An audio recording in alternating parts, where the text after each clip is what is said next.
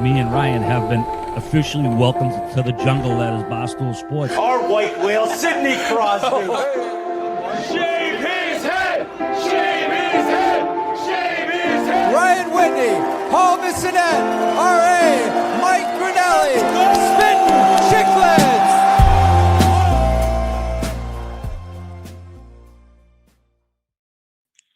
What is up, folks?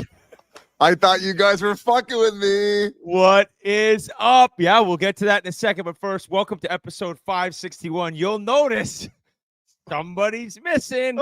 Somebody's team's down 0-2. I don't know what to say, but we do have a lot to say about Pink Whitney, which is why we're here. Take your shot with Pink Whitney. We're episode 561 of Spittin Chiclets. We're middle of the second round. Things are buzzing, and so is life with Pink Whitney, right, Biz? Mother's Day's coming up. What else would your mom or wife rather than a big old hand? I got her a case. That's it. No flowers, no nothing. Just a case. Not even a Whitney. card. Just, hey, here you go, honey. Well, I wrote it on the cardboard box. What? I wrote it on the outside of the cardboard box that holds the bottles. Okay, that's perfect. Yeah, I actually got different nips of Pink Whitney for my wife. I left them all over the house. And I said, I actually paid for these. These weren't free. So happy Mother's Day, sweetie. I love you. And I hope everyone out there takes care of their mothers, their wives, their sisters who are moms. Anyone in your life would love a little Pink Whitney. Spring is here. Summer's coming. So take your shot with Pink Whitney. Thank you so much. Biz, this is all time. This isn't real. I'm living in simulation right now. And this is just great for you. Kind of hurts me because I'm the Leaf hater, and then I got to shout you guys out. Different team this year. Looking just fantastic. But I needed you as well. Before we go any forward, you as well. Congratulations, 2-0 on the road, especially. Like, are you kidding me? What a win! What a win! So we're in the winner's circle at this point. We're the winner's circle. Yes. As Yance, I'm. My nostalgia, the memory's going a little bit right here. I'm so flustered. He's got me in a blender. I thought that maybe you and Keith had planned this for him to like not show up at the start. And maybe you have, and I just don't know it yet. Kind of like you trolling on Twitter as of late, trying to reverse mush the Leafs. So going back to your why don't give that look. Don't give that look, please. I see you saying the series is over online. And listen. I had a nice game 2 celebratory video, and maybe they want to pull it up and we can go through it. But as soon as the videos go out, I know it's back to business. I'm not getting ahead of myself here. I'm not going to start acting as if though this series is signed, sealed, and delivered. The next 2 games for the Toronto Maple Leafs will be the hardest games any of those players in the lineup have ever played in their entire life. They are going to throw the next 2 wins for sure. Oh, let's play it. So here's the video. Calm, cool, collected. 2-0, bitches. So, Whit, little backstory I got here. A lot of questions. Little backstory. So, game 1 against Florida, I had the bet gala with Barstool. They threw it on at the sportsbook, DraftKings Sportsbook, just off of Frank Lloyd Wright Avenue near TPC Scottsdale. So I go there on Monday. Well, that's game 1. So I'm like, okay, like I'm not going to wear my like lucky stuff there, but I'll be done by the first period and I'll take off. So, well, they start the game. Well, they're up 3-1 after the first. So I start a little bit of the second period and I'm like, oh man, like, do I leave? Because I'm turning into one of those fans now that if your team's playing good and you're watching it at a certain location, I don't want to mess with the juju. I don't want to mess with the feng shui.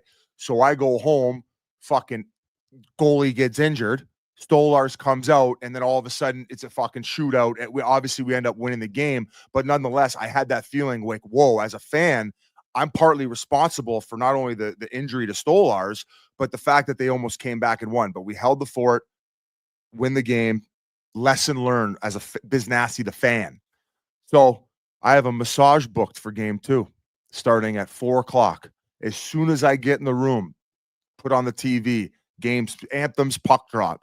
Well, we're up late in that game. There was probably about 10 minutes left. I said to her, you got to keep rubbing me till we win. And she agreed to it.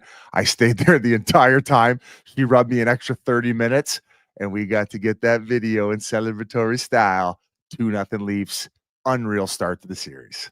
I was waiting for a pan up of the camera and to just see like Taylor Pyatt or one of your buddies or Joey Superstein just rubbing your scalp. G wrote Bonnie Blue on Instagram. Not Bonnie. It was not Bonnie. Well, we have a lot to get into. I have a bunch of questions for you, but we're having Cujo on. Curtis Joseph, all-time goalie in the NHL, Maple Leafs legend. He's coming on in about, 25 minutes. So I figured we'd start with the oil. Now, why would I start with the oil? The oil, absolutely. I just wanted to give my video explanation. Because I'm sure a lot of people are wondering, where the fuck was this guy? Was he at the Thai masseuse parlor, like asking them to like put do this video and throwing the game on the big screen? What was the other thing I just wanted to mention quick? Oh, from a fan standpoint, do you do that? Because I'm sure there's tons of fans out there. I want to say Hank from Barstool, he got stuck on the concourse for like a Super Bowl game because of the way the Patriots were playing. I think he ended up like watching the game from the concourse on one of the 6 Super Bowl titles that the Pats got. I have never been like that. And we were chirping you on the group chat a little bit, or Grinelli said he's like that. I mean, I don't know. He like switches outfits and stuff. I've always thought it's insane. But then after you talked about it, I was going to watch the game on the Oilers game in my basement. Just a little more quiet. Great couch down there. Oh, yeah. And what happened? I'm like, I can't sit here. You got in my head. I think I'm full-blown fan now. I'm full-blown into the mix as a true fan was. It's like we never played. I mean, it was a different life. It was years ago, Biz. We're now full-blown Oiler Leafs junkies in the middle of a war trying to raise Lord Stanley. And I'm not going to do anything that'll screw up my Correct. team. You don't want to be the one to cost them. You don't want to be the one to cost them. Same thing. Stretching an intermission. Doing it's unreal. Flexible, working on my ham bones, and then I'm just making sure. Okay, stay loose, stay calm. I don't really stay as calm as you've stayed throughout your little run here. You know, you're 6-2, Biz. So am I. We're both 6-2. Right. A lot of people around the internet are talking about a crash course in the Stanley Cup Final. I'm not even thinking. We're not there yet. Mentally, way too far away. But I am thinking about the Oilers and Calvin Pickard. It is absolutely insane what this guy's doing. I mean, he's 6-0. I don't even know. Can the chat look up? I'm not reading the chat because G's texting us things because maybe Jans might come to the show today. I don't know if he's actually going to show up. Has he ever even started 6 NHL games in a row, let alone win? And we're talking regular season. He has come in and changed everything. And I don't think anyone saw it coming. I myself, after down 2-0 to the Kings, is like, I don't know. Yeah, we're going back to the Terror Dome. The Oilers are now calling Rogers the Terror Dome. I think they're sending me over some stuff, like, and we know it is a terror dome. That's an evolutionary name, like where it wasn't around last year, like they just did it this year. I think so, because I'm seeing the comments. What is this Terror Dome? What are we talking about, Terror Dome? But then some fans are dying in. It's the Terror Dome. It's Rogers, right? Go in and try to get a win in Rogers. But this series started and bing, bang, boom, Mark Stone 2-0. And I'm like, oh, my God. Jesus, I didn't need this, right? I didn't need a 2-0 deficit, right? We've won 4 in a row. We're buzzing right now. And I have no reason why someone's looking down upon the Oilers right now and has touched us with depth scoring. And they've touched us with playoff Connor Brown, who just loves playing in big games. Great interview with Army the other day. They've touched us with Evander Kane's health. Let me tell you, Evander Kane showing up to a road game in a Rolls Royce, it's one of the most bizarre things I've ever seen. I believe he did it in L.A., maybe a Ferrari or something like that. I mean, I always thought you took the team bus, you maybe walked over with teammates. I think Connor Brown was with him at least one time in L.A. He showed up in a Rolls Royce. And as you mentioned, Biz, you'd think, guys are preparing for what they want to do on the forecheck, what they want to do on the PK. Well, I thought Connor Brown would show up in a tractor before he would a Lamborghini. Like, I mean, he seems like more of a meat and potatoes kind of Hale and Bay guy, Bale and Hay kind of guy. But well, I said I think that McDavid might have sent him with Kane, like, make sure he doesn't stop at the casino and just get him to the game in the Rolls Royce. Yeah. And you know what? Evander Kane, as I mentioned in the group chat, can ride in on an elephant with women and men fanning him off with he was actually supposed to go with Lamar Odom, And then they were like, no way, that's not happening. We're sending Connor Brown instead. Lamar will get his own car service. For anyone We don't listening, need this right now in our lives. Biz had an all-time line last night. He said that Lamar's been seeing on Twitter that this year's playoffs is on crack. So he reached out to his publicist and he's like, hey, why don't you reach out to the Golden Knights? That's one for the pod, not one for Twitter. I thought I'd keep that one in the group chat. I think that Smart move. it's starting to evolve, use my filter a little bit, the brain filter. Man, I think that after the first period and even 10 minutes into game one, I said the Oilers, don't change. They were playing phenomenal. They really owned game one. And credit to Vegas, they came back and they changed a lot up. It seemed like the neutral zone was so hard to get through. All right, upon reviewing Calvin Pickard's NHL career, it appears that prior to his recent 6 consecutive playoff starts with the Edmonton Oilers, he had not previously started 6 straight NHL games. During the 2016-17 season with the Avalanche, Pickard played in 50 games. All right, whatever. He hasn't done it. There's no record of him doing it. He's done it in the playoffs. So back to game 2. I don't know if you agree. Vegas was a different team. They looked more dialed. The neutral zone, as I mentioned, and McDavid. What? I was going to say, you were about to mention it. They did a great job of shutting down McJesus.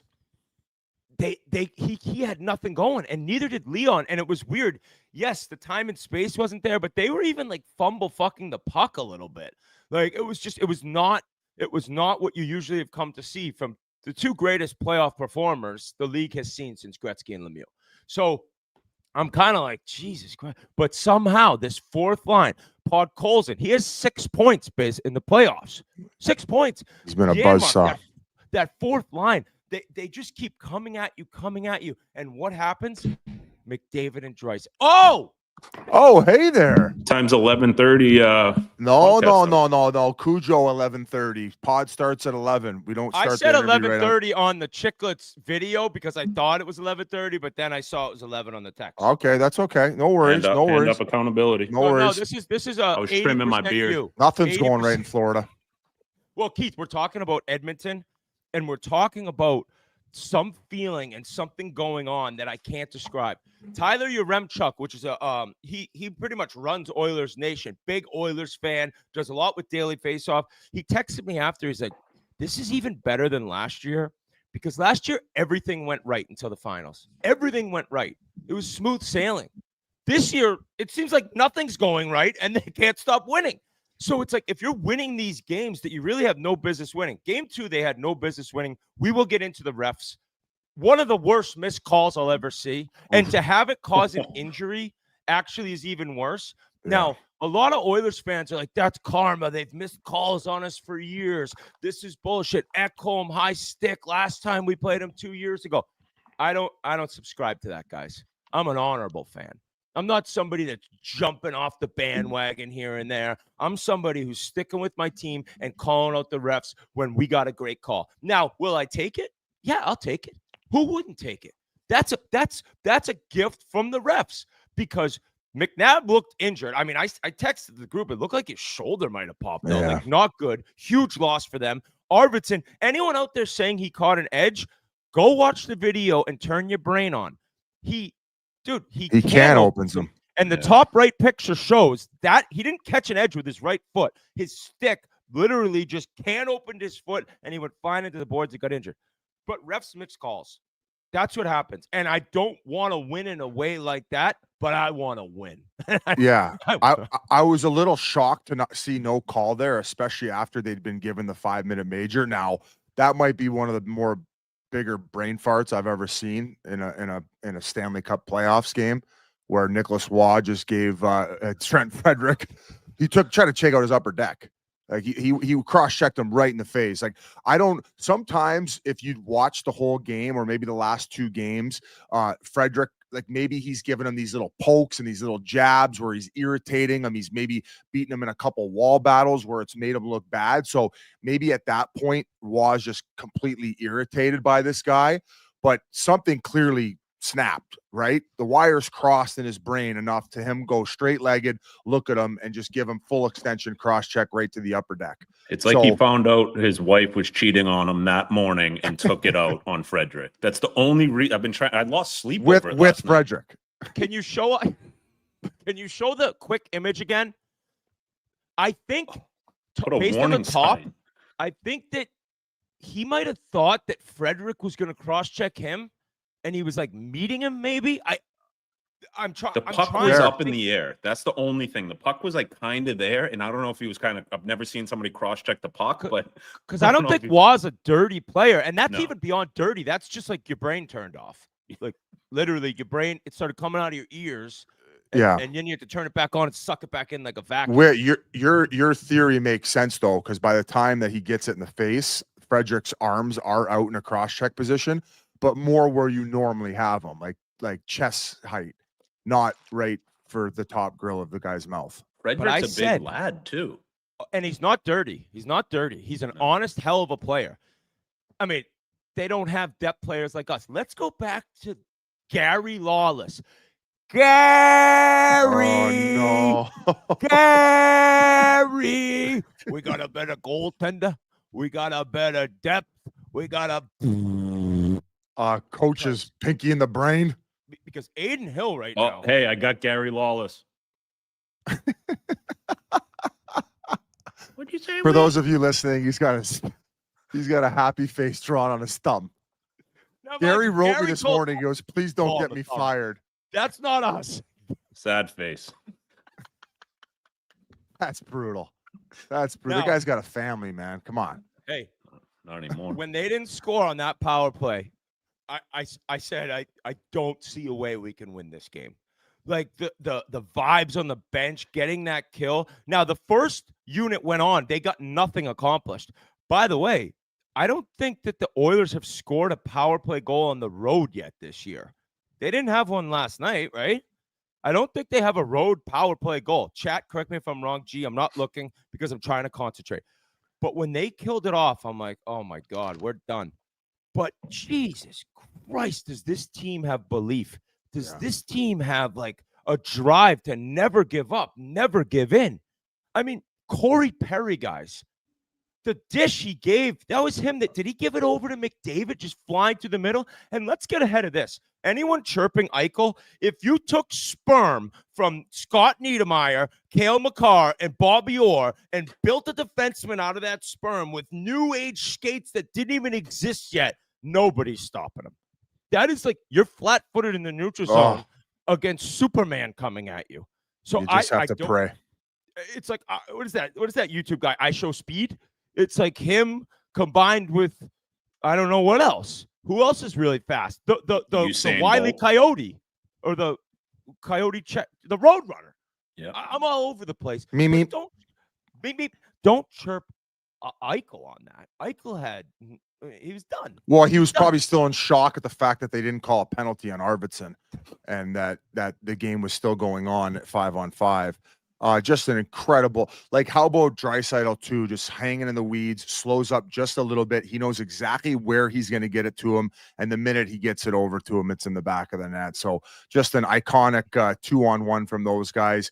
Unfortunately, McJesus put the rollerblades on Eichel and he was doing the chopstick dance. That's a tough one. That's like a na when you get to your hotel room and or even home for him and you see you're all over ESPN getting dummied. But you mentioned it, Whit. Like, I didn't think their depth was as good coming into these playoffs. Like, it wasn't. It hadn't proven itself. Like, the fact that Skinner is still in the press box, he's only played one playoff game in his career after coming over. But it just seems like some of the other ads they've made have picked it up. You mentioned Pod Colzing. I mean, Corey Perry, man, like he's butt chugging from the fountain of youth. What he's able to do in the net front, he's such a gamer. He's not slow, but his speed just doesn't really necessarily matter because he just knows what areas to go to and where to be effective.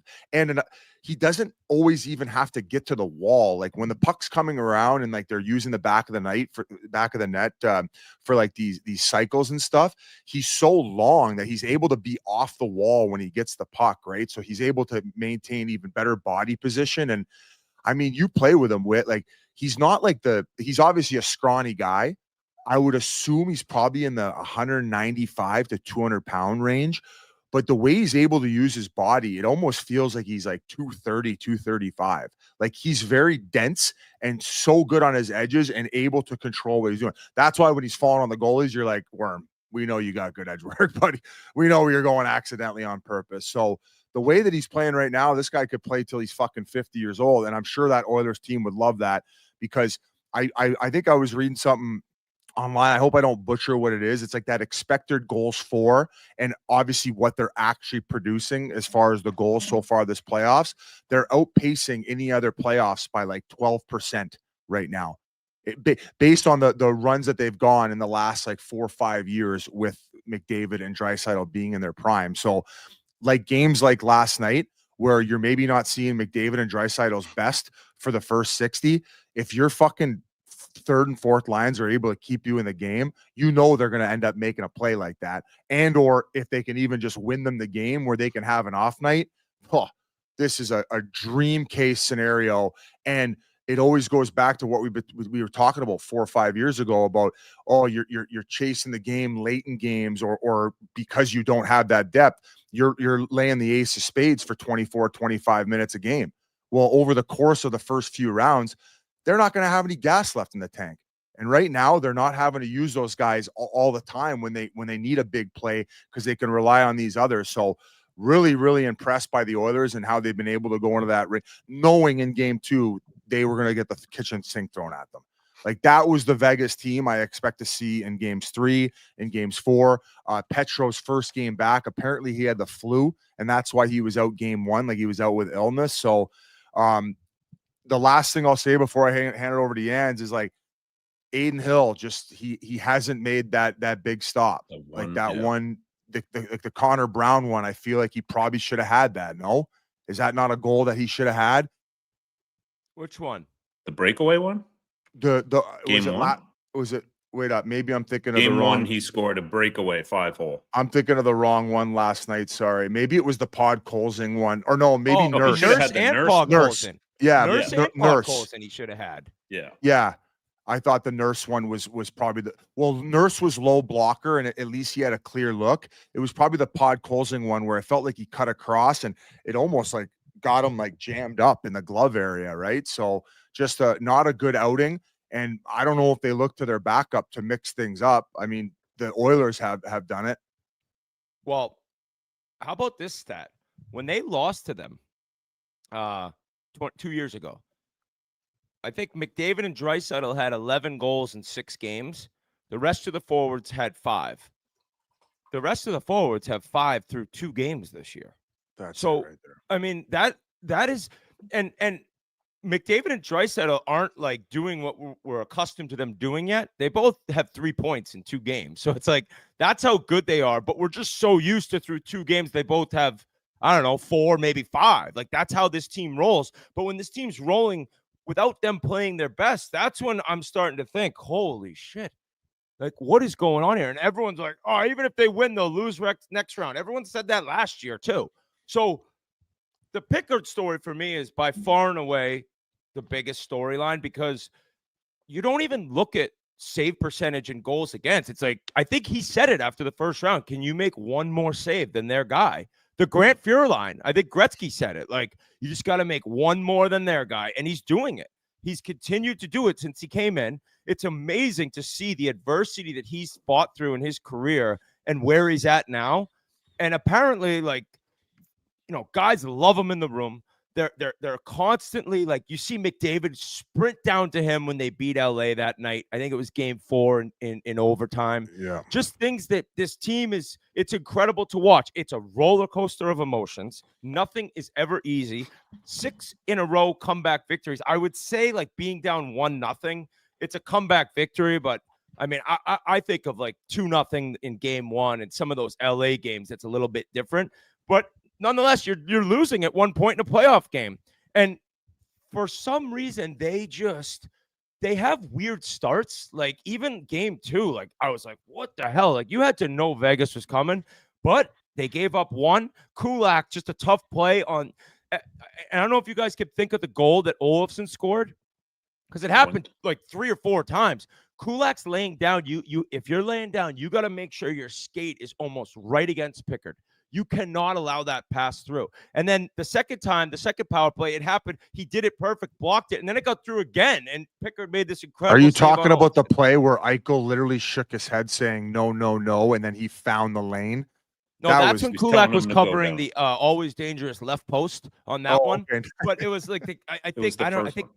I don't know who had gone. Maybe Stone had gone behind the net. It was the first one where he's laying down and there's still this much room. And I mean, obviously, like Stone's going to find him there. Eichel was incredible last night. Eichel, Yeah. at the end of the game, the first line got caught out there against the fourth line. And I love playing the fourth line. They had been the best line. But the last minute and a half, Oh, yeah. They got Eichel had him in. hemmed in the zone. And I think there was a huge save made maybe on Olofsson or Barbashev in the slot. Eichel got the one-timer off. And I'm like, oh, God. But I don't really know what else to say about this team besides it's shocking. It's amazing. I don't want to continue to go down in games, but maybe we do. Maybe it's like, all right, that's just fine. I don't know, Keith. What do you think so far? I think a big thing too, and we touched a little bit on it about goaltenders not playing through injuries and kind of, if they get bumped or hurt, they're kind of out, which, goalies aren't used to getting hit. But Pickard last night, when he got, landed on, I thought his knee was done. I thought he was going to have a tough time coming back, but he just gritted it out. You could see him kind of laboring a little, and you know what that brings to a team. Like those guys on the bench, like, hey, this fucking guy's going for us. We got to go for him, and he was outstanding. I think too, I mean, obviously we're pumping Edmonton's tires, but last series, the way that Kaprizov and Boldy exposed the top lines there, I was worried this series that, McDavid and Draisaitl were going to have 900 points. They've done an unbelievable job of shutting them down, just kind of forcing them to areas in the neutral zone, not letting them get in, except for on the final goal. But I thought they've done a really good job. I think they deserve some credit with that, with, Stone and Howden has impressed me. He's so awesome. much. He's great.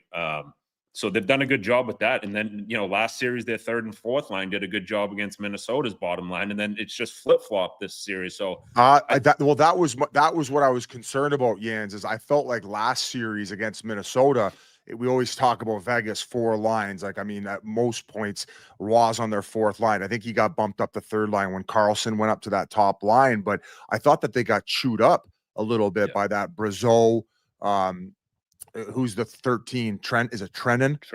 Trennan and Rossi. And that's when Gary came on and says, oh, we have more depth. And I'm like, I don't know, man. I felt like your depth got kind of exposed against Minnesota, and I was surprised a little bit. Let's see how they're able to fare against Edmonton.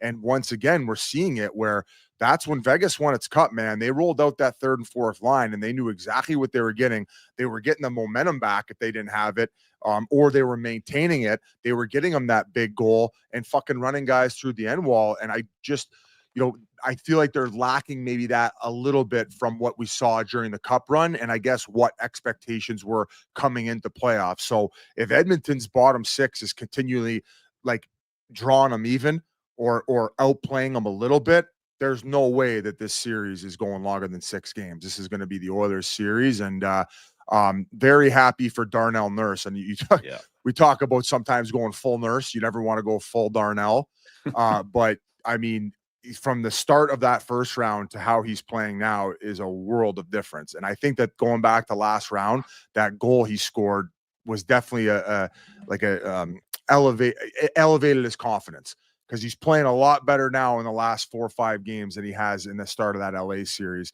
And without Ekholm, that is huge. Mind you, I'm sure last thing we'll say before we bring on our guest, you have to be so happy with Wallman and Klingberg.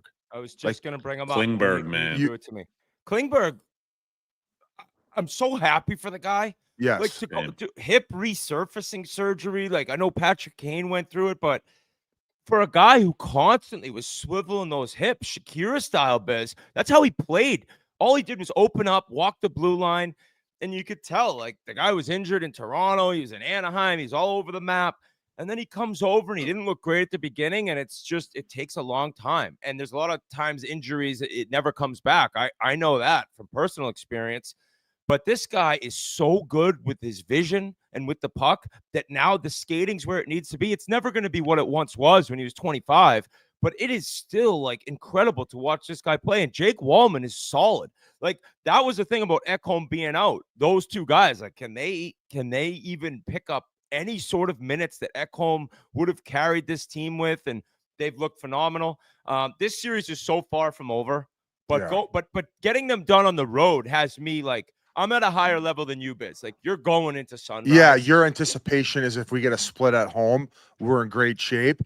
Like I said before, when we're talking about the Leafs and Panthers, before we bring on Cujo here, is these players are going into not only the most insane environment they've ever played a game in playoff wise, but these will be two of the hardest games they've ever played in their life, hands down.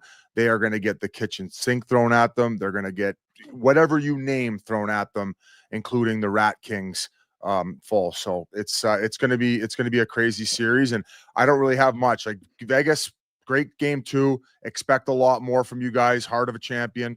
Wondering if we see a goaltending change, but right now I think all the focus is on that missed call and just the depth for the Oilers getting it done.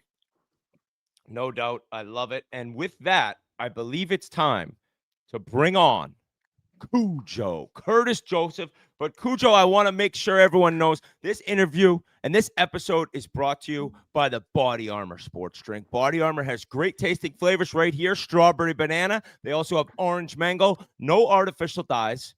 No bad flavors or sweeteners. None of the trash. Just Body Armor sports drink. It keeps you hydrated. And these late nights, guys, right? Not even drinking, but you still need to be just pounding the Body Armor. Strawberry banana, it's almost like a smoothie. It's like dessert for me right here. So Body Armor is where it's at in a bold new look with the same great taste. Get your Body Armor today at Walmart or a local grocery store near you. Body Armor, choose better. And with that, let's bring in an all-time great, Curtis Joseph. Cujo. There he is. Cujo. You look great. Hey, boys. You guys are dialed in. I enjoy dialed. listening to you. Well, thank you very much. It's a pleasure. Biz and I are very lucky. Our teams are doing great. Keith, on the other hand, is in a little bit of a panic mode. But you got the Leafs gear on there. I believe that's a Leaf shirt you're rocking. Some incredible runs for you as a Maple Leafs goalie. Take me through what you remember and how you feel the city is right now. Because I said the other night on Twitter, it doesn't seem like the Yacht Club. It looks like it was when you played. The crowd seems insane, intense, and I'm sure you have some wonderful memories of those years. Well, my first memory of Leaf Nation was actually playing for St. Louis, and we lost in Game 7. I think it was 93, and it was the first time the Leafs were great again. And literally, we needed an escort to walk out of the Gardens onto the bus, and then they started rocking our bus. It was a C, and they started rocking it. We're all standing up going, if this thing flips, these people are dead. It was insanity. I'm like, this is round 2, I think it was. I'm like, if they ever win the cup, it's going to be insane. But playing for the Leafs was, we had a lot of playoff rounds and a lot of good times, and everybody's all in. And being a goalie for the Leafs, I remember driving in, and you could cut the tension with a knife. And I always remember, not to have negative thoughts, the only thing you would think was, hey, don't let one in from center. You'll be front page of every paper. Good thing it didn't, though. that would suck. There's a lot of pressure playing in that city. What was it like playing at that old Garden? Being a goalie in that rink was the hardest. I don't know if there's ever a rink that had the dimensions like that. It was like an indoor. It was like being an indoor soccer goalie. You know, where the net's behind the boards. Yeah. Because every time you dumped it in, the boards were like they were rounded. So somebody dump it in, and here come Wendell and Anderchuk flying in. It was a rebound in the slot off the board. So everything was in play. Everything was in front of you, and it made it extremely difficult. Did you play there? You didn't play there as a Leafs goalie though. Only when you were playing for away teams, correct? Or when you first? I was fortunate. My first year was as a Leaf goalie in the Garden. It was great. I actually signed my contract in the summer on the top of the net while I'm looking outside and watching people walk by, like 15 feet from the goal line. That's awesome. So you got to see the send off in the last year of the building. I'm sure the last game there must have been gnarly. Were you able to get like some form of memorabilia? Were you able to take a chair? Let's not talk about the last game. We lost. I didn't play very good. But there's a mask right here. I don't know if you can see it. Those masks are sick. Best That masks one I ever. had. You can see the Leaf. Here, hold on a second. Oh, here Put we it go. on. We're getting the people are probably going nuts in the chat. Yeah, this the is best one of one masks. right here. So this is. I knew it was a memorabilia fiasco the last game, so I had a mask made up with the Gardens on the top and wore that in the game. That It's is so pretty cool. sick. Right. iTech. Yeah, so that's 1-1. This is a great mask. High-tech, old school. No puck marks on it. One game. What's that top left one? The Cujo, I got one reddish for you for this. I'm sorry. Top left. Well, Maybe you're That Detroit? no. So that's Team Canada, right? Okay. And Not that's a big deal. that one's actually Calgary Flames. See the flame on the side? okay. Yeah, I got it. Yeah. But yeah, they're great. Beat up. Actually, this is a Detroit one. Talk about getting hit. Here's the Detroit one. Look at there's a skate right there. Oh wow. I could Right? see And it. then of course the I don't know when this happened, but the Those the cat bars eyes are- look bigger than normal too. Were those yeah, the like bars are too were stable those on that street thing. legal cat eyes? Oh yeah. I remember one night I got hit in the face in the cat eye, and I could tell the bar was distorted. And I think it was in Edmonton, and it was a team timeout. And I asked one of the linesmen, I said, "Hey, will you grab the puck and see if it fits through?" He came over and he goes, "Oh yeah, it does, but just barely. There's a minute left in the period. Do you think you can manage?" And I was like, "All right, let's do it." So then he changed the cage at the intermission. But I played a minute. I was like, "Ooh, if I take this in the eyeball, it's not going to feel good." Playing like this. Yeah, right. But Cujo, I got one for you for this series. Obviously, Stolars was the guy coming in, and Wool's been unreal. Like Yes. any chance, even if they win tonight, or even if they lose tonight, would you go back to Stolars if he's ready to go? I would. He's your guy, and Wall's done an admirable job being in a tough situation, clearly, but he's done it 3 years in a row, I think. But Stolars, he's played great, so it's his job to lose. But plus he handles the puck really well, and that's an intangible that you see as a defenseman, Jens, and myself as a goalie. This guy dumps it in. I mean, you're trying to get pressure on the team, and he just makes a great play, and you're out of the zone. So that intangible, Binnington's really good at that. Also, keeps your D safe. You're not taking the big hits. You want all your defensemen out there. So the way he handles the puck, I'd put him back in. He doesn't have to flip the stick over like you used to have to and fucking shove. That's what you nice used to with do, it, eh, though. Cujo?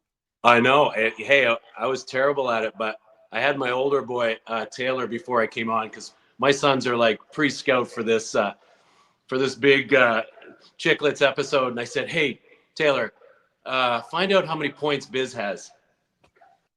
I know. Here we go. More. I Here we know. go. Sorry, Biz. This is Leafs on Leafs crime. It How is. many How many on the more do same you have, team here? Cujo? How many did you finish with? You I didn't fucker? want to bring it up, Biz, but I think I have more career points. How many did you finish with? 31. You fucker. Oh, so he only had you by 7. I got you in times. goals though, bitch. Not to pile on, Biz, but I think I have, in a season 2, I have more. 9. No. But I don't want to pile on. You're No, saying you don't have more- pile on. We hate that. You have more. Oh, you have like a higher career, like a one season Single number? season. Okay, what'd you have? Like a 7, 8 9. points. Oh my God, a 9-pointer? Who were you fucking passing it to? Caberlet? No, Brett Hall was scoring on every shot. So Okay, that's it. That's it right, there. Jeff Brown to Brett Hall. Did you No, have I any hate fights, question. Cujo? But I used to stick with the wrong curve too. I shoot right. I used to stick with the wrong curve. I might have been shooting the wrong way my whole career too. I still don't even know. I golf right. I shoot left. Fuck me. those are the types of questions I had halfway through. Like, how can these guys stick handle so smoothly? Maybe I got the wrong thing going here. But kind of going back to Jans's question about going back to Stolarz, like how much do you communicate with the active goaltenders and maybe get to bond with them and get to know them at all? And or do they like reach out to you for ever like maybe some advice? Like, do you talk to the goalie coach? Like, well, this year is a year that you don't talk to them. They were so good. If there's ever a problem, I'm always there to talk. Like Jack Campbell, it was really fun for me to work with him and give him some thoughts on how to prepare for playoffs and just take the pressure off. Like, your mind is a powerful thing, and you can talk yourself into playing well. That's what I tell him. I said, you can talk yourself into playing great at any moment. You just got to have the right mindset. So I give him a lot of pointers, and he played great. So that's fun for me. But this year, I wasn't going near those guys. They played so good. Cujo, I got a question about the Stolarz injury. Mm-hmm. What did you think about Bennett? Because it's Bennett, I understand everyone's like, this is ridiculous. Suspend him, elbow to the head. Personally, I thought, I know it's him, but it was like almost incidental and for sure a penalty, but not a suspension. But how much do you take into account the shot he had taken, the rocket? I don't know, was it Reinhardt? I forget who it was before that. Like, because it looks so innocent, or in your history, is it something, a soft bump like that could really give you a concussion? And, you hear he leaves on the stretcher. He doesn't travel to Florida. So obviously there's something serious going on. Right. I've never had a concussion, fortunately. But when Wendell hit me with a slap shot in the face and I had turned my face, that left a mark, and it left a resounding ringing. So I would say you're right. I think maybe the shot before was more than the bump. The bump didn't seem like a lot, but maybe it's more of a neck thing. Sometimes concussions are really stem from the neck, so it may be part of his neck. It got in a certain way, and what, Sam Bennett, he plays that way, and it did look incidental. I know he's got, he plays hard, but I remember him playing with my son at 6 years old. Him and Connor are on the same team, the York Simcoe Express, and that kid was serious at 6. I never saw him smile as a kid. I mean, that's what it takes to make an NHL guy. I'm a big fan of that the way he plays, obviously, and the way he played for Canada. So he's going to be in your face all night long. And when you're a goalie and you're in the moment and the other team is bumping you, I always took it as a compliment. I'm like, oh, I must be playing good. They're trying to get to me. Oh yeah, Florida's just full of compliments, aren't they? Right. So as a goalie, you have to reverse that. You take it as a compliment. Go, hey, I'm playing great. They got to bump me. So I always took it as a compliment. Even going to like other goalies, like last night, you see Pickard get land on, and you see him fight through that injury. And I just think like it shows the team so much more. And like you said, like you're an old school guy, you're in there playing. Like I feel like sometimes some goalies get hit and they're done and they're out, and it kind of just it drops the momentum of your team a little bit. But last night for Edmonton, it was like, hey, he's staying in for us. Let's do this for him. Like, do you think goalies nowadays realize how much it means to them if the guys are playing through injuries and playing their hardest for, because everyone else is playing hurt too, right? It's a great question. Thank you. You're in a leadership position, whether you want to or not, whether you're a leader or not. That being a goalie, a number one goalie in the league, playing in the playoffs, you're in such a leadership position. You need to show the rest of the team. Over the years, I'd hear comments which helped me grow as a player. And guys would come to you and say, hey, how are you so calm? How are you so calm? And right away, that's feedback for me. Oh, I got to be calm. They see that. So, maybe Pickard hasn't been a number one, but he's in a leadership position. And if he battles through adversity, I mean, guys see that. So I used to take that, even when I was struggling, I would embellish a save that was from the blue line or through a screen. And you could see the team on the bench, get up on the bench and slap the boards, and, it would give your team confidence. Meanwhile, I was embellishing a save for the team. So you're in you're in a leadership position. So I see that too. And he is battling through it. And that has been a trend lately in the last few years. Goalies aren't finishing series more than back in the day when you had Mike Richter and Marty Brodeur, Patrick Waugh. So kudos for him for sure. And you touched on leadership, and just looking at the Leafs team, like what Chief has brought to these guys, it just seems like there's. I mean, you see it in the first series. He's hitting Savard to calm down. Like he just looks like a guy that you just want to go to war for. Do you notice that too? No question. I'm a big fan of Berube. He's a man of few words, it looks like, but when he gets that look, or just like he answered the question about Nylander, what do you do to get the most out of him? He's like, hey, I'll leave him alone, and I love it. It's truthful. It's to the point.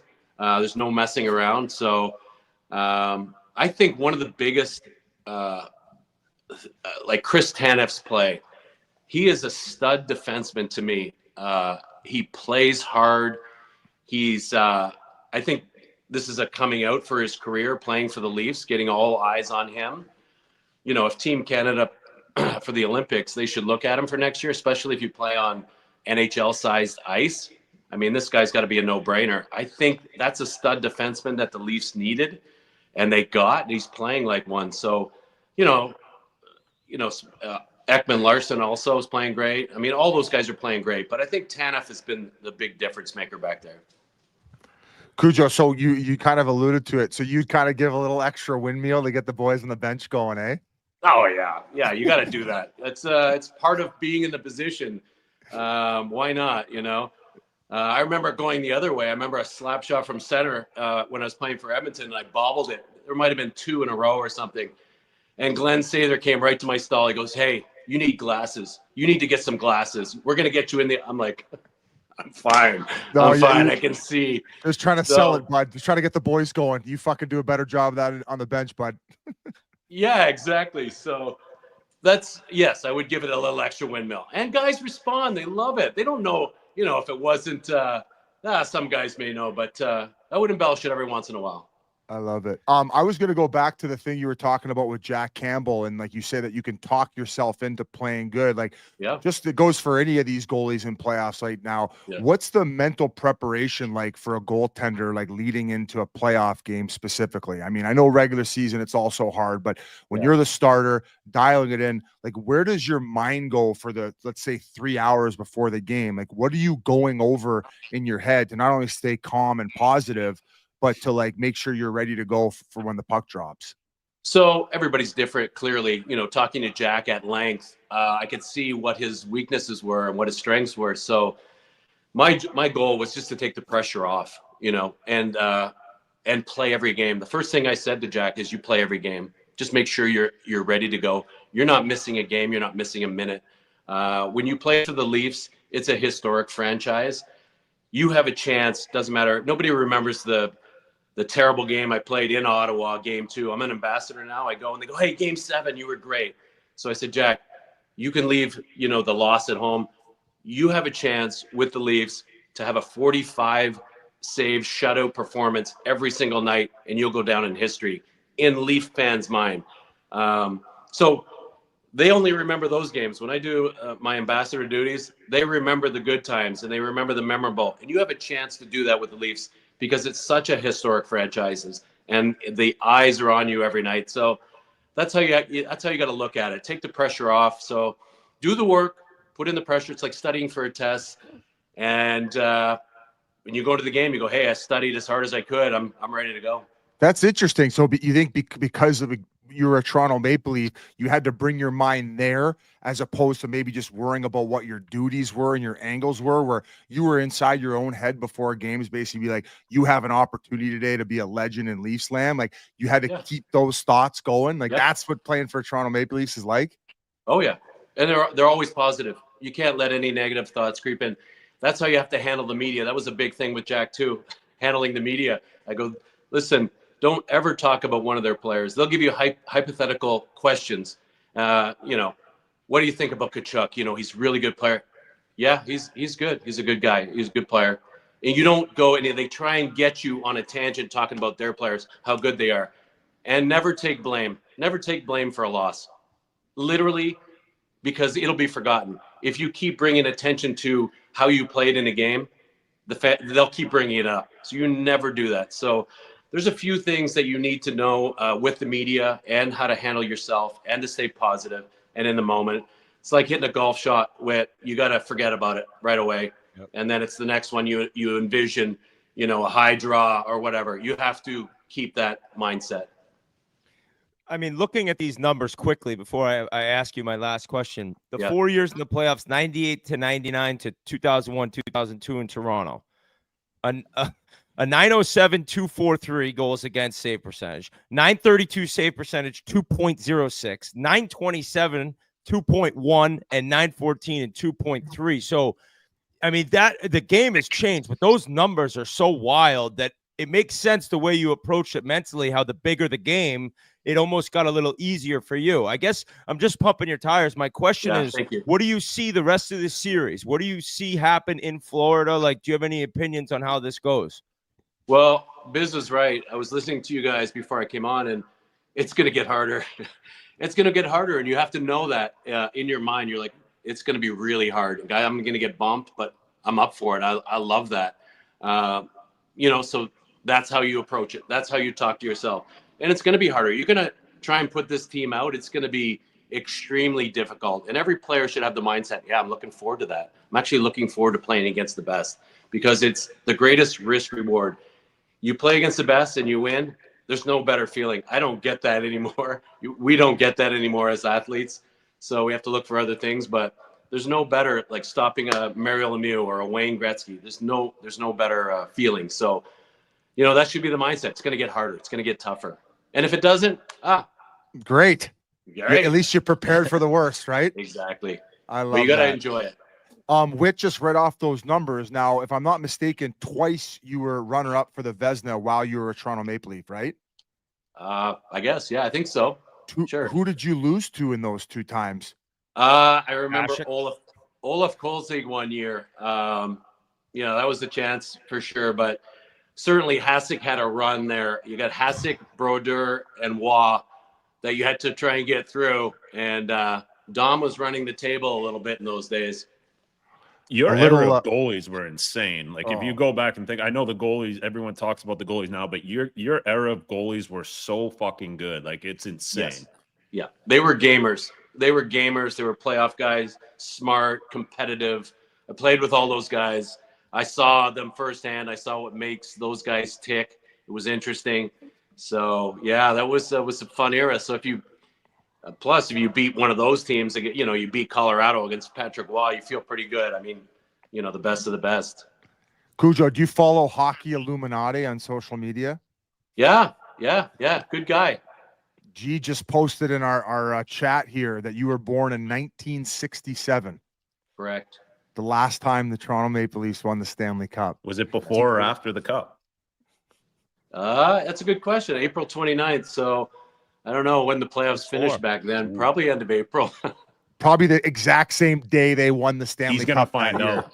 He's gonna find out. That's just the way that the mojo is going for the Leafs right now. But right. to bring a trip down memory lane for all the Leafs fans in the chat, what were those two runs like to the conference finals that you guys went? And when did you feel like you guys had the team that could get over the hump and get it done, but just fell short? Like which team did you feel could get it done? This is the one that got away. These are painful memories, no question, but good memories. But I remember we had Mats and Darcy were hurt for a while, and you had Greeny and Alan McCauley and all these guys stepping up and playing lights out. And we should have beat Carolina. I remember we had a giveaway behind the net, and forget who scored, but we should have beat Carolina. Nothing against Arthur Zerbe, but that was our chance. The one that got away, eh? Yeah, it would have been Detroit. Well, you still have to get through Detroit, clearly, but it would have been the Detroit-Toronto final. How good would that have been? Ooh, that would have been so good. So good. Yeah. Cujo, I don't know how much more time you got, but I just wanted to say something quick.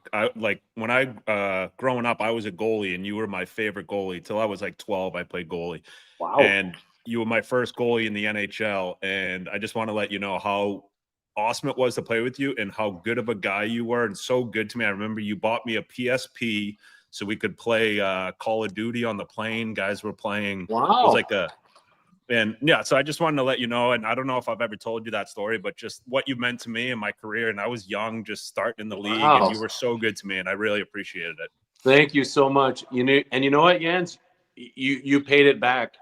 I remember the young man Joe that had the Navy SEAL who had the grenade go off in his hands. Yeah, he's doing great. I see him every once in a while when I'm in Virginia, but you know, his commander is a good friend of mine, and he said, "Hey, Curtis, can you do this?" Spittin Chiclets is favorite, and Whit made a shout out, and Biz, you FaceTimed him in the hospital, and Jens, you FaceTimed him after that, and he said, "Hey, Florida's my favorite team, and Keith Yandle's my favorite player." I'm like, "Oh, perfect. I'm glad he didn't say Mario Lemieux. That would have been tough." So you guys stepped up to the we plate. saw them at the Still Winter talks about Classic, it. Jens. We were hanging out with them. They were having a good time. They were having a blast. Oh yeah. Honestly, you made his life tough situation for him to have to give up the dream job of his. But you guys, you paid it back, Jens. Thank you so much. And anything for you. Just a shout out to Joe. Well, Jens made $84 million. He could send you the $300 for the PSP now, and then we're completely even. Yeah. Yeah, so funny. That's great. Those were good times. Another life. Any final words on the Toronto Maple Leafs, where they lie right now? Like, how proud of you are the core four? I mean, we call it the core five now with Nyes. Like, what has impressed you the most, and what makes you believe that Toronto can go on a run and get this thing done?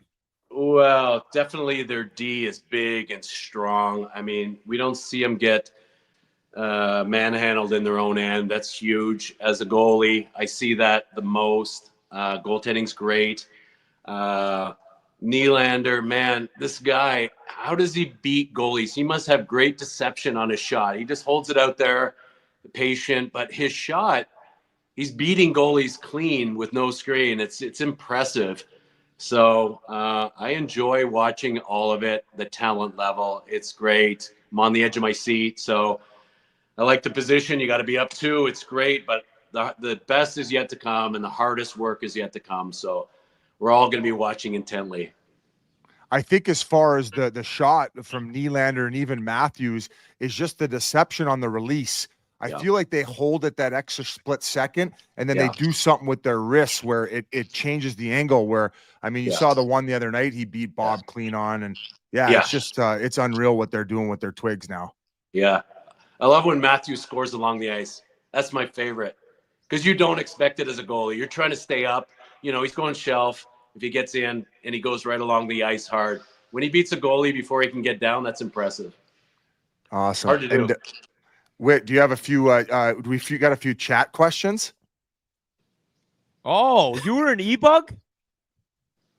So funny story. I'm doing a commercial for OLG, and I'm bringing my equipment in because they're going to take it to the shoot the next day. The Leafs are, and literally the house cameras must have caught me, and then it got leaked to the media. And I'm doing my ambassador duties, and I'm coming in with my stick and my equipment for a OLG commercial the next day. And somehow I start getting, I'm literally going into different boxes, talking to people, and I'm getting texts from media guys. Curtis, you the OLG, or you're the e-bug tonight, blah, blah, blah. I'm like, yep, I'm busy. I'm going, yeah, of course. You know, just kidding around. But they're taking, why would a 56-year-old guy at the time bring his equipment in hoping both goalies go down so I can get in there? It makes zero sense to me. But it is funny. And then I get on the plane like 2 days later, and there's a bunch of Canadians on the Air Canada flight, and the young guys are like, "Hey, you're trending. I go, "Hey, thanks." Hey, the other team probably wouldn't be bumping into you. So, hey, I don't bring my equipment to the rink every time I'm there, but I do see Reed Mitchell, and I always say, "Hey, Reed, I'm the e-bug tonight. Put that goalie away. I'm ready to go. I'm in the building. Let's go."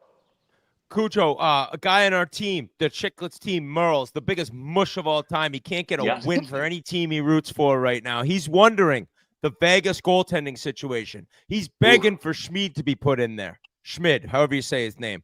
I don't really care right now. He Don't wants give him Aiden an Hill answer, out. Cujo. He's been busy trying to reverse mush the Leafs for the last fucking, what, 3 games here. Right. I honestly can tell you I haven't watched too much of Vegas goaltending. Yeah, I don't know anything about him, to be honest with you. I honestly don't. So We're not giving you no help, Merles. Right. I honestly, I can't give you my expert opinion. I have to scout him. Worry about your own team, Merle. Right. I got one team to worry about. Oh, God. You were an Oiler. You were a great Oiler. Jesus. Yes. Hop on over. You need a Western Conference team. Biz has 7 teams. Well, you know, Edmonton, Toronto would be a great final. I'd be in heaven. It'd be amazing.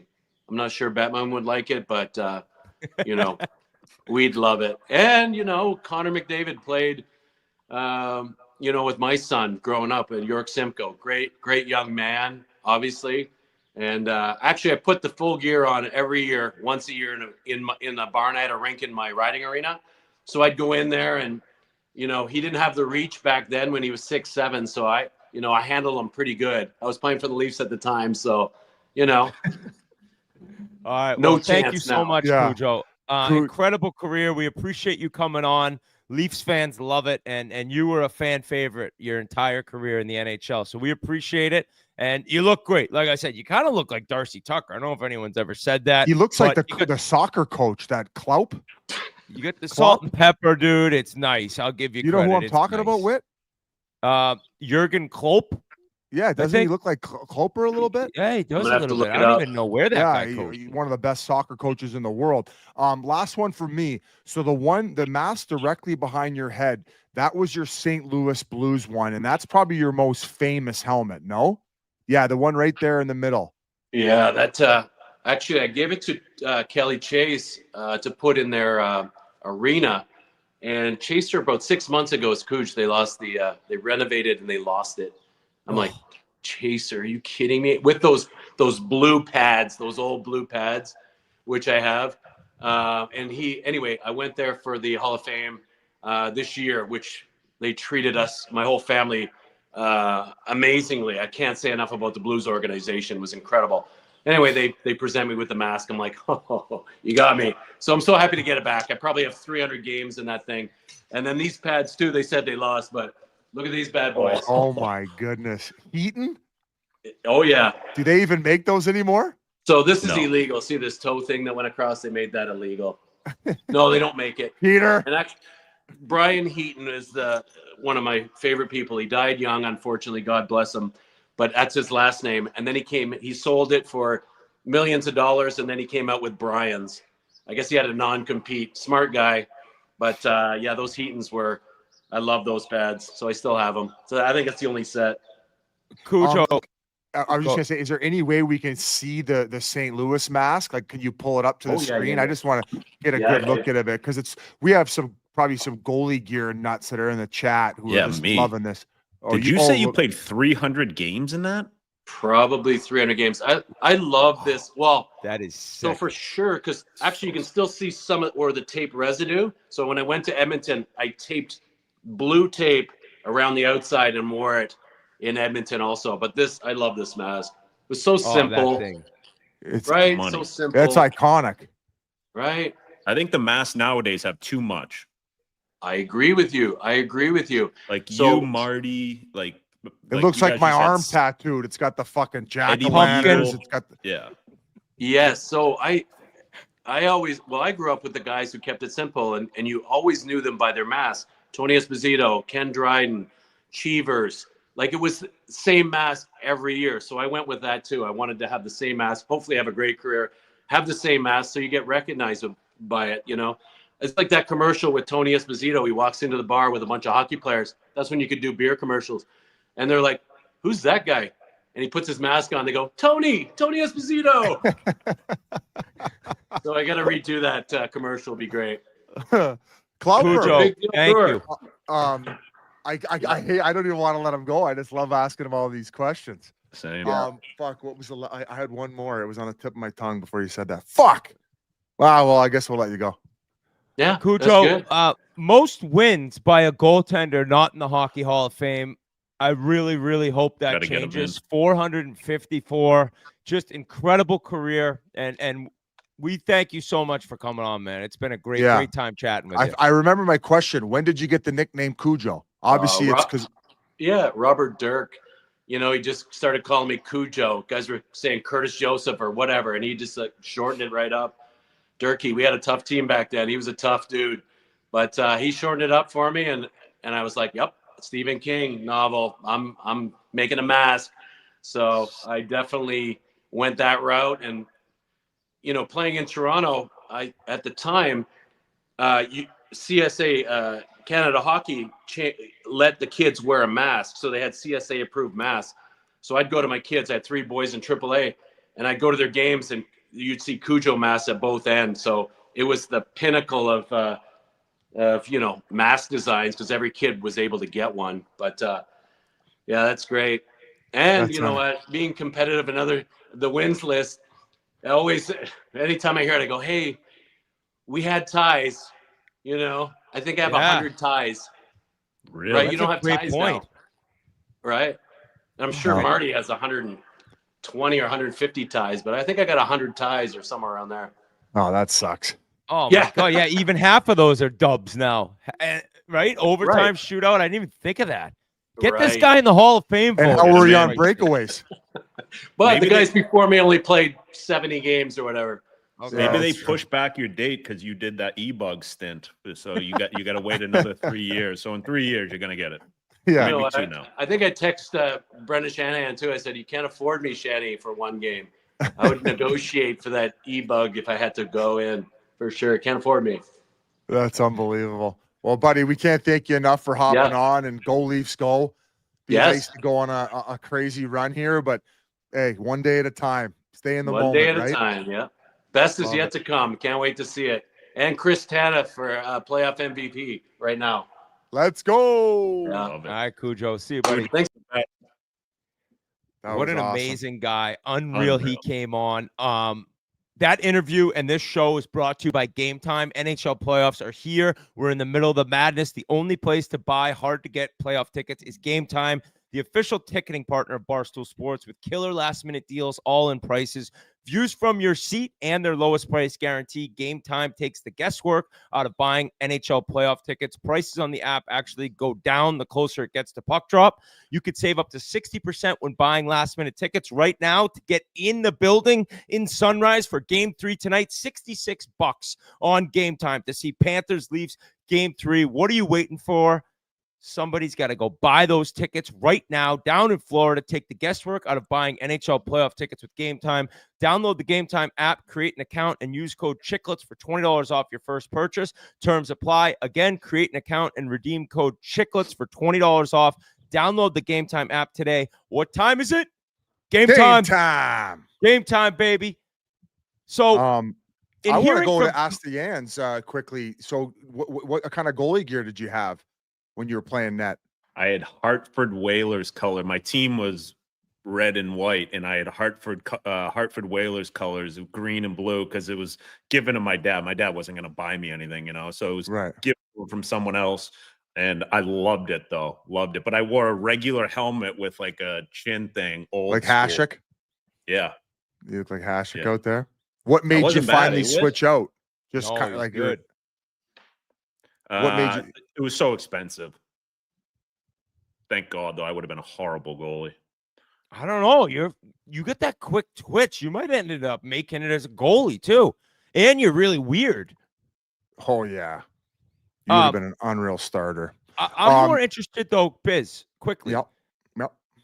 Keith, what's up with your squad? Like, what's going on here? Because, I mean, I didn't see them playing like that. The Leafs have been phenomenal, and they had the comeback in Game 1 and maybe looked a little better Game 2. But are you no panic, no worry because you're heading home? Yeah, I'm no panic now. First game, you know, it was just one of those games. Bob didn't have his best. No, not at all. Yeah, I mean, call a spade, he was just not great. And I thought they were going to have a bounce back game, play well. They did. They started out well. They played hard. They just couldn't, keep a lead. They'd score a big goal, and then, Leafs would come down and score. So it was kind of just like a momentum thing going. I kind of think they got away from the way that they've been playing, probably because of people like Biz, like trying to, give out guys room numbers when they're just trying to play hard. And so like Benny, I don't think he was at his best. It might have been a little like worried, maybe all eyes were on him. So his fucking elbows are sore. Give him a break, dude. So yeah, I mean, I just think we haven't seen the best of them. I think their third line, Marchie, Luosterainen, and Lundell have been amazing. They've carried the team so far, so they need to keep going, and then the big boys will step in. Matthew, Barkey, Bennett, Rhino. I think it's their time to show up tonight. Huge game tonight at home, Friday night in Sunrise. Where else would you rather be, Biz? And yeah, I think it's just one of those things. They need to get a dirty, greasy Florida Panther win. And the way that they've been doing it for the last 3 years, just finding ways. And but I think you just got to give credit to Toronto. They're not playing the way that they're known to play. They're not playing soft. They're hard on battles. Like Cujo was saying, their D are big and strong. Tanev blocking shots like he's Cujo out there. Ekman Larson playing great, getting up in the play. Morgan Riley scoring a huge goal the other night. So I think a lot of credit you got to give to Toronto. They've been playing amazing. Scott Lawton's been great. Nyes has been amazing. Like, just think of the first game. They come back, which I thought was great for momentum for them, even going into game 2. I didn't think they were going to win that. And then, complete brain fart. They got 4 guys on the ice. Nyes get a breakaway with 3 minutes left. It's like crazy. They're kind of shooting themselves in the foot. All the goals, like even very uncharacteristic of them. Like Matthew the other night had a backhand pass up the middle. They go down and score. But I wouldn't even blame that on Matthew. It's the 2D are pinching in the neutral zone. 2D get caught up, sends them in on a 2-on-1 on Bennett. Like, there's nothing. So I think just the brain farts that they're having right now are not characteristic of what they've been doing. Like, they played the most simple, what you're getting every single night game the last 2 or 3 years. And I think they've gotten away from it a little bit. I don't know if the pressure of being in Toronto, a lot of guys from the area, maybe having to get tickets, all that shit. So I think coming home tonight, you get to sleep in your own bed. You get a lot of vitamin D the last couple days. So I think tonight you're going to see a different team. Maurice will have them back to their structure of just playing hard, simple hockey, score 1 or 2 on the power play and shut them down. And Bob's going to be kicking because he's one of those guys that takes so much pride in his game and what he can bring to the team. And I think he'll be solid tonight. Biz? Want me to hop in there, Whitty? Biz, he said one thing that sticks out that I can admit. There is something different going on. I've been saying it all year. Yeah, you have been. To me, it's all about the Vegas style defensemen from when they won the cup, and they still have them, just monsters. Yep. And you don't really, if you have a couple puck movers, you're not worried about some of these guys putting it off the glass and out when in front of their net is constantly cleared, giving Walls, Stollarts, all these guys like vision to see the puck. For me, it starts all at the D. Yeah, that's what BX said. He was on Game Notes too, and he was raving about them. And we knew how big that Carlo pickup was when it came over the wire in the last few minutes of the trade deadline. And I mean, Tanev, it speaks for itself. We knew exactly what they were getting. Like, look what he went over and did it in Dallas after he was moved there and how quickly and seamlessly he was able to fit in, right? Like, he is like a Jacob Slavin. He is a top tier defender. His reads when he goes back, he always makes the right play with the puck. But ultimately, the biggest thing, especially going against the Panthers, they're not intimidated. Their defensemen are not intimidated. They'll stare those guys right in the eye and say, fuck you. If you want to try to come to the blue paint, we're going to try to cave your fucking face in. Mind you, credit Florida, man, because Florida did have a game plan coming into the series, and it was to get to the goalies, as it probably normally is. Like, you're trying to create as much traffic as possible. But even the Bennett incident aside, there's been a play when Rodriguez came crashing in, bumped the wall when he came in relief in game 1. And then last game where Ekblad, who they should have gave Wall an embellishment call like they gave Rodriguez. So So why we can hop into that Crazy. right after. If you people didn't see the Ekblad elbow on Wall in game 2, just go online and see that clip. I sent it to the group chat. I won't ask Jans right now, Whit, because he's so biased. He's got his head so far up his ass. What did you view of the infamous Ekblad elbow that Hagel had to chew on in the first series? What did you view of the one that he gave Wall? Would you say there was intent there at all? Because of him coming off a suspension for an elbow, I don't know, like a blatant. It definitely didn't look good. It definitely didn't look good. I just find it hard to believe. I find it hard to believe that Ekblad is elbowing a goalie in the head on purpose after what he just did and had to sit out a game for. Do you see where I'm coming from? Yeah. Sorry, I'm just in a little bit of shock here. Grinnell, can we get your head out of Stolar's ass and realize it's a hockey play? I don't. Like Cujo said, it's a compliment if guys are going to the net playing hard. It's a compliment. Yeah, I understand. Let me watch it again. I understand a little bit of contact, but it was basically like Nicholas Waugh on Trent Frederick's upper grill.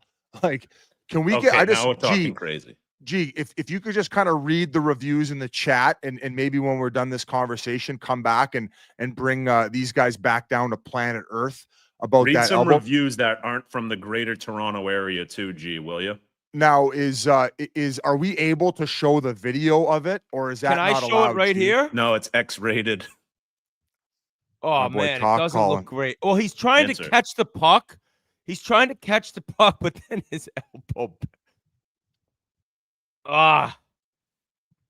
If the puck wasn't in the air, Biz, no doubt. But he is like just grabbing it and coming down. Maybe the fall through is a little. Oh, he's trying to catch it with his elbow, did he? Okay, interesting. But Biz, he's good friends with him. He likes him. Oh yeah. So we don't need to go down that route. Now, people were very upset about the Rodriguez one, and I wrote right on Twitter right away, I don't want this power play. I don't want to win games like that. I don't want to spend my time and energy after games being like, we shouldn't have won that because we got hand delivered a power play like the Edmonton Oilers, right? We don't want to be those. Wasn't it? What's that? Wasn't it 4-on-4 or no? No, the Leafs ended up getting the power play out of that whole scrum. Now, I think that most people in the chat who watch, Rodriguez goes down, throws his stick. I thought it was Nick fucking Cousins out there for them. No, I didn't know you didn't think that was embellishment. I don't think he should have been called for embellishment. I think he tried to sell the hit and then he's injured down the tunnel and then he's back for the next shift. If you don't think that he tried to sell the hit to draw a penalty, I don't agree with you there. But I don't think he should have gotten a embellishment penalty. And I also think if you watch it in real time, Lawton like slows up and he's barely skating and he like taps him on the back. And then Rodriguez just explodes himself into the wall. So once again, I don't want the power play, but I'm glad the refs aren't feeding into that nonsense because it's like if one team can't dive, it's the Florida Panthers. If your MO is that you're the big bad Florida Panthers, you can't be throwing yourself into the wall like a fucking broad.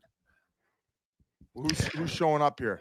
So I asked if it's clean or dirty, and I did a YouTube poll, and after over 300 votes, 62% said it was dirty, 38% said it was clean.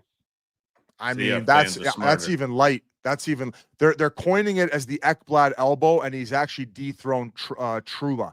So now it's like, Ekblad's on the wanted. How many more Leafs fans are watching this right now than Cats fans? The tickets are $66 tonight to get in the barn. I mean, yeah, I don't Army's know, man. texting me for tickets. Like, guy, just spend fucking $180. But going back to the Leafs play in general, so happy with the response shifts. Like normally in the past, you talk about this team looking different.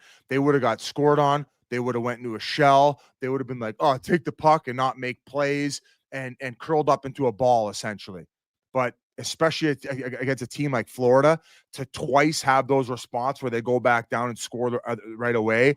And for one of them to be Mitch Marner, which, listen, like, I'm obviously so thrilled that he got the game winner and, just had his newborn first game with his new kid. He's got the M on the stick. Fucking rights, Mitchie, way to go. I think that up until that point, 5-on-5, I still feel that he could bring a little bit more. And that's what I'm excited about. I think Matthews has been great. Shutting down Barkov and getting that matchup at home, that's no easy task. People are like, oh, I wish he was scoring. He should be scoring. No, he's making personal sacrifice. So he's giving his team a chance to win. But from an overall standpoint, if we can get a little bit more from Mitch and a little bit more from Austin Matthews with what Nyes and Nylander are doing right now, this team could fucking go on a run, boys. If you pay him more than Nylander, they're insane. Listen, we don't need to get into the weeds on that. No, I've watched every fucking playoff game. 5-on-5, he doesn't dominate. There's no domination. And sometimes when he's in his own end, if somebody's breathing down his neck, he's rarely getting the puck out himself. He'll kind of float back a little bit, like he'll backpedal and wait to get support from either a centerman or winger. Yeah, and sometimes he makes the nice play where it's a soft play and his player is able to skate into it. But there's things about his game that I would like to see improve, especially now that he got the confidence of that game-winning goal. I don't obviously he made the play to Nyes. That was a beautiful pass. I agree. But we're also talking about a guy who's going to make $14 million. So when you talk about that kind of money, you're hoping to see the sheer dominance that you see out of a Kaprizov in like a 5-on-5 shift. I'm not talking about doing it every shift. You're playing against unbelievable teams who also are good at puck possession as well. But if you watched a period of Minnesota Wild playoff hockey for 2 shifts, 5-on-5 every period, you're like, oh my God, Kaprizov just ran the show that whole shift. Yeah, that's a $14 million guy. And that's kind of the point I'm making, whereas like, I love Marner's ability to penalty kill. I don't think he's a liability 5-on-5. He obviously helps the power play, but he's also not a major shot threat on the power play. He's a pass first mentality. So there's a lot of things. If he wants to get to that 14 million number with Toronto, I'm going to have to see progress here over this run, but that goal could be the catalyst to seeing it. So I digress. Going back to Wall, you mentioned it earlier, Jans. You said, like, I was pumped to see Florida in that game 1 after they had such a shitty start, to see them turn it up on the Leafs in the second half of the game, essentially the last 2 periods. Yeah. As a Leafs fan and somebody who's concerned for them after that, I was actually happy that they got that lesson in that moment. They had that lead. They didn't blow it. They still get the W, but they got to understand, if there's any amount of fuckery for stretches of time against the Florida Panthers, they're going to bend you over. They're going to go straight. Have you ever seen the movie 7? When they walk in, that guy's got that fucking huge thing on his, oh my God. Like, that's what they're going to fucking shove up their hoop. That's what they're going to shove up their hoop. So, eyes on the prize. We know what's coming game 3. They're going to fucking be the biggest savages you've ever seen in your life. Keep your cool. Keep your head. Leafs aren't complaining about all this shit going on with the goalies. They're not. Chiefs got them locked in, dude. What? Chiefs got them locked in. He's got them locked in. Yeah. He's got them locked in. They ain't complaining about any of the bullshit. But so the only thing is, every goal that they scored last night, I think every goal, it was a mistake by the Panthers, and they're capitalizing, which is a good thing, right? You have to do that to win playoff games. But I think at some point in the series, it's going to come back to Florida just not making those. Like Forsling on the Pacioretty goal, didn't box out. I've never seen him miss a box out. He's a guy that's doing it every shift, every game, and just kind of gets puck watching. Patches gets behind him, tip in. And what a tip, by the way. It was unbelievable. He has been the gift that keeps on giving for them. Between him and Max Domi, they're getting that second wave of like, who's going to be the guys to step up. I thought Max Domi's played awesome. I also believe that having a guy like Max Domi, as good as Marchand's been, like, that's a trade-off. We're talking about the big bad Florida Panthers. You need guys who can fucking go when it's go time. And Max Domi is one of those guys. And Pacioretty transforming his game and coming through in the clutch with what he's done so far. I mean, it's kind of like a Corey Perry situation. You think the guy is over and done with at a certain age, and look what they're bringing to the lineup. And I got nothing but high praise for them, but know that this is far from over. Whitty, you got anything? No, you guys have pretty much said it all. It's been a fun series to watch. We only got one game so far of Winnipeg, Dallas. We'll get into Ronton and this sicko. But compared to Carolina, Washington, which we'll probably talk about now, Oilers, Vegas, and Toronto, Florida have just been so much more. It's such more entertaining games, which I think everyone expected. The way Carolina plays, Washington too. But Florida, Toronto tonight, I haven't been this fired up to watch a game since last night in Vegas. So I get to can't do it wait. on TNT with Rick Tocchet, who's going to be on the panel. So that's going to be fun. We're bringing back our old buddy. See, I if mean, you you were were a gonna real have- fan, you haven't done the last 2 games, you wouldn't even do this game. If you were a real fan of the Leafs, you would sit in your hotel room, get your fly your massage lady. No, it's all about where I start the game. I mean, we went over it, but you weren't here. You missed the start time. We went over this whole thing about me not changing location. So do you want me to go through it again? No, I'll go back and watch. Just watch the pod when you sign off. Yeah. So last night, Washington ties it up. Like, if we go back to game 1, they had no business being up 1-0. And I think Logan Thompson is an enormous story, right? Like, they were getting dominated by Carolina on home ice, outshot over 2-1, and somehow they're leading with 9 minutes to go. And I think it was Protas threw a brutal pass to the middle, and maybe Chikrin skates, Stankoven buries it, and then Slavin gets the winner on a seeing eye shot. But total deserved win for the Carolina Hurricanes in the first game.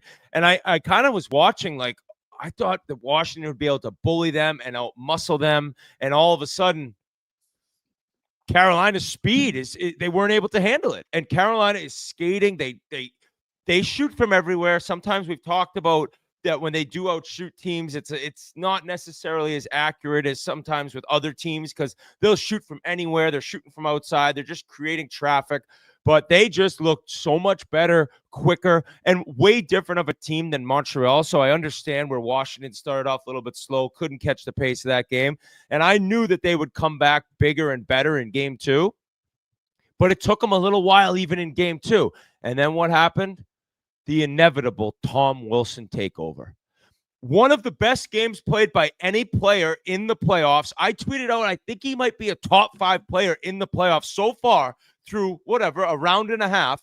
People were all over me. It's like, I don't know, man. He's changing games completely. Yeah, not just with points, with his play, with his intimidation, his physicality, like net front screens. He brings it all. And he's he's like their emotional leader. Like, Ovi can't do it all the time. Like, obviously he's their captain but he's like, that's the guy. As Army calls him, it's Tom Wilson's team now. It is. He ranks second on the Capitals with 7 points in 7 playoff games. He leads the team with 27 hits. And these are not like when Whit would get a hit in Madison Square Garden because they gave him out like candy he's running people through the boards. I think he just missed Martinuk. Did he kind of catch him, like almost murdered him? I mean, we saw what he did in the first round.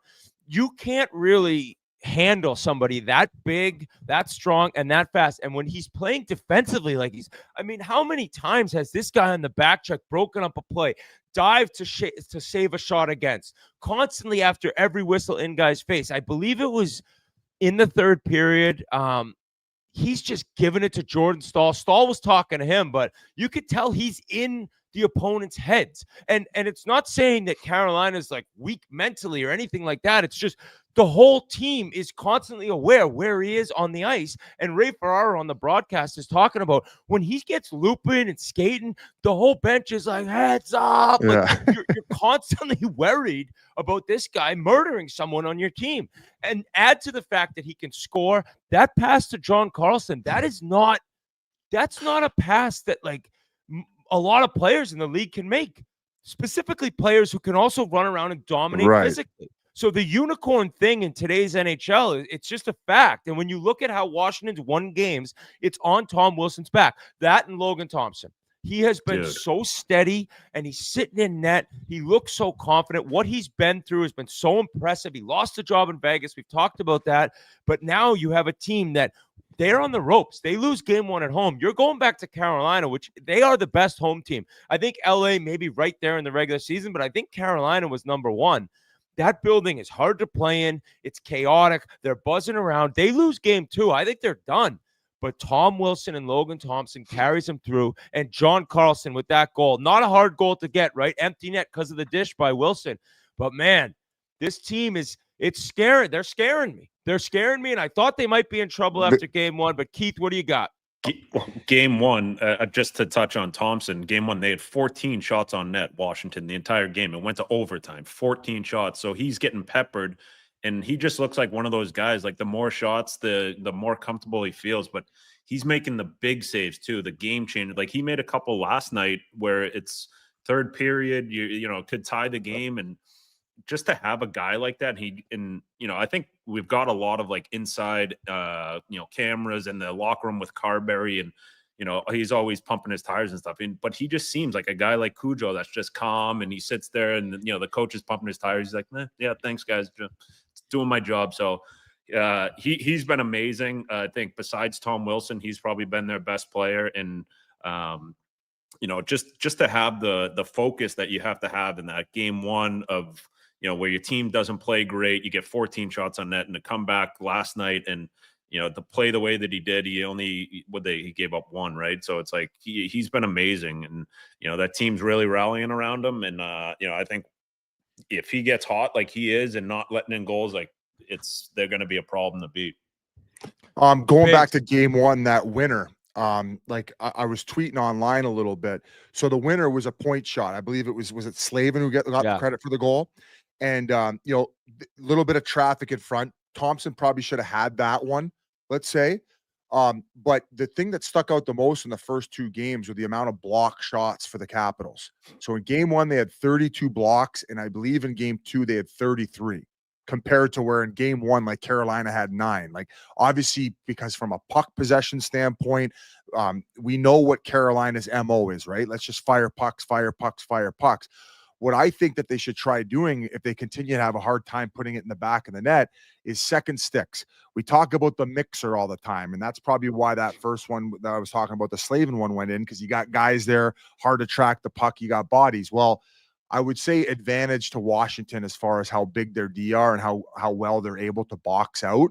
I think Carolina needs to try to shoot for the higher slot and try to get some of those high tips in to create a little bit of deception, change the angle on Thompson. Now, all of a sudden, instead of the direct shots that are kind of weak and coming from outside the dots, at least it's like, he has to play off of a rebound and a high tip play. I mean, you saw it with Cole Perfetti. Now that's a perfect example, and that's also on the power play, but a little bit more of deception where there's plays like that, shooting for second sticks, I think will lead to more opportunities for them and get them scrambling a little bit more. Less predictable is, I guess, the message I'm trying to send to the Carolina Hurricanes, because at the end of the series, if you lose in 6 games and you're sitting there and you're like Rod the Broad every year after the press conference being like, we outplayed them, we outshot them, and it's just like, it doesn't fucking matter. You can't just keep, we outshot them. It's not about outshooting teams. It's about outscoring teams. So how are you going to find a new way to get it to the back of the net when you run into these types of problems, as they always seem to do? Now, once again, credit Carolina. They're going to keep coming the way they come all the time. That's the way they play. They're not changing it. The one thing that they did last game better, power play. I think it was the second unit who might have got the goal, but they got to score on their power play opportunities. Their power play, other than the goal they got on the one, has been absolutely dog shit in the series. So capitalizing on those will make up for the lack of 5-on-5 offense if they can't find it to the back of the net with these predictable shots from the outside. As far as Washington's concerned, as that second game progressed, that's the Washington we saw in the regular season. Army touched on it, though. He said some of these teams that have longer layoffs, they haven't been feeling the puck in game situation. So in game one for Washington, they couldn't string 2-3 passes together. They're a puck possession team. They can play off the rush. Are they as fast maybe as Carolina? No, but they were playing against teams who were faster than them all year. They can make plays. They got the guys to do so. And I still like them in this series moving forward, even though the series is moving to Carolina. But that's it. That's all I got. Those are the 2 standouts for me in that series. Another guy for Washington you have to mention is Connor McMichael. I mean, forget how he got the puck. I mean, if a teammate shoots it off your face like Shane Gostisbehere, like, I said he shouldn't get a minus. Like if your teammate hits you in the face with a puck and the guy goes in a breakaway, like you're off the hook. No minus for you. But that guy went down live. I thought he like put it on the ice, but it was so quick, bar down that shot. And it's the perfect example of having patience with a younger player. He's the 25th overall pick. I want to say, 6 years ago, maybe. Spent time in the minors. Had a year in Washington where we didn't do much offensively. Last year, right around 30 points. And then this year, it's the pop-off year. You cannot expect every first rounder, every young guy to come in and dominate.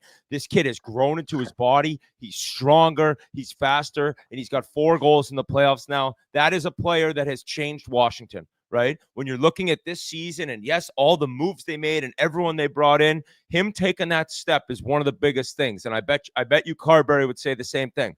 On Carolina's side, the age-old thing of not being able to score, as you just talked about, Biz. I respect they brought in Ronton and it didn't work out. This is exactly what they saw him doing, no doubt, when they're offering him the money and they're making the big trade for him. But all these Hurricanes fans have talked to me about Sebastian Aho. He is the superstar you say we lack with. And in the first round, he was. He had 8 points in 5 games, right? Dominating. So far, the games get tougher. Washington's more physical, way different team than New Jersey. He had a second assist on the power play goal in game 2, I think. Yeah. But you need a little bit more out of Aho. And if you don't have one superstar player, right, you're going to need more guys to get involved. And I know there are times when Aho looks that good. Through 2 games, I think even Brindamore would say, not publicly, but privately, like with the coaches, we need more from him. He is our guy. Whether you want to like that or hate it, if you love him or you think that he's not enough to win a cup, that argument really doesn't matter when you see how he's played in game 1 and 2. And I actually think at home he will be a lot better, but Washington's a hard team to play against. So can't wait to see what happens in Carolina, but they already grabbed home ice advantage back from Washington. So that's a big thing. And in news with Carolina, guys, the Greensboro Gargoyles, we have an NHL team. Up top, when you get to Greensboro, you have a dream. I'm in the coast right now. There are plenty of players who've played in the East Coast Hockey League and played in the NHL. Biz being one of them, 2-time All-Star. The Carolina Hurricanes are where you want to get when you're a member of the Greensboro Gargoyles. Awesome announcement, pretty cool. Opening what do night. You think about what do you think about them scratching Leonard? I think that Leonard looked really good when he came in at the end of the regular season. And I just think that it's such a hard adjustment, man. You're going from, the round 1's a little different. You're playing against Montreal. They don't necessarily have that much experience, but now you're getting into the second round. It's a whole different ball game. And it's a hard adjustment to make. And maybe he finds his way back in. I don't necessarily think he's played bad. He did have an opportunity. And I want to say it was in game 1 of the against Carolina. Yeah, and he had like a half breakaway and he kind of missed it. No, the guy got a piece of his stick. Oh, but what's funny, he buries that, which would be his first goal on a goalie. He got that empty netter during the Ovi goal chase madness. That's like that is the game of inches, man. It's like that goes in, he ain't coming out of the lineup. But I think that overall, Capitals fans didn't like him coming out. Because I feel like although he wasn't scoring, he's running around. He's not on the top 2 lines, right? So you're getting energy. I get it, though, because, man, it's a lot of hockey for a kid who's coming out of college, so you're fresh. But then all of a sudden, you get into the second round. And I bet you Carberry told him, like, you're going to have a chance to get back in. But right now, it's maybe just a little bit of a reset. But it is nuts to see that breakaway. That goes in. His confidence goes through the roof. He's in the lineup still. And that's when you see guys go on scoring streaks. So I didn't really see it coming, but at the same time, I kind of got it, Keith, right? Like you're coming out of college. Biz said it. This is the speed of this at this point is unlike anything he's ever seen, specifically with Carolina and how they skate. But this series isn't super exciting so far. It's just muck and grind, dude. And it's like playoff hockey. It's different than our teams. Our teams are madness. Yeah, it's not exactly crack cocaine hockey, but it's still good. It's like melatonin hockey. The one thing kind of non-playoff related with Carolina, Anderson, he got an extension, a 1-year extension. nice little pump up before he got put back in the net after going down with injury in round 1. So I thought that he's looked solid too. He's been kicking, looks great, and I think that if they have any chance of winning the series, he has to stay healthy. He has to be their guy. They're not getting it done with Kochetkov. Good strategic move by Carolina. Sign a goalie, give him some money right before the next series starts, get him feeling good. He's like, all right, they like me, So that's a good move. He deserves it. He's earned it, and I think this series, it looks now like it's gonna go 7, right? Like it's gonna be every other. It seems like, and take the under. Yeah, take the under for sure. Well, now it's off to crack hockey, and Mikko Rantanen, who's been smoking the most rocks of them all. This guy is out of his fucking mind right now. McFarland, like, he can't have any shoelaces. He better be in a padded room. He needs to get off the internet, turn the TVs off, because this has to be. And I think even more is the Avs fans who are just like, how are we watching this? And Nick Kyprios came out with the report that apparently Rantanen wanted to go to Dallas specifically to, what was the word? Stick it right up. Shove it down their throats. Shove it down their Bonnie throat. Blue style. I mean, what's the difference between jam and jelly, guys? Jesus Christ. Because this guy is a possessed human being right now. Now, a couple of the goals in game 1, like kind of some lucky bounces here and there, but it doesn't matter. Because when you're feeling like this and your stick is light, your feet aren't heavy, everything is slowed down. And once he got through Colorado with that performance that we talked and raved about, the greatest game 7 third period anyone's ever seen. Now it's like, oh, dude. I mean, it almost even takes another weight off the shoulder. We're like, they're home. Their GM is basically in a padded cell, staring at himself, wondering what happened. Why did we let this guy go? And we're going into Winnipeg and we're stealing game 1. Now, I know Army talked about the teams with the long layoffs kind of struggling a little bit, which I get. I also understand that Winnipeg, like, to go from that game 7 and like, it's hard. I think St. Louis threw 400 hits in the series. I know. Flesh wounds. But it's more about like the game and yes, it's the second round. You're at home, game 1, but the letdown after that, it's almost a little natural because you're starting a series over again, and you just had this insane comeback in the last 2 minutes, and now you're like, all right, you just cannot just tap the water with your toes at the beginning of series, and that's what Winnipeg was doing. Arneal was pretty disgusted actually with the effort. Disgusted.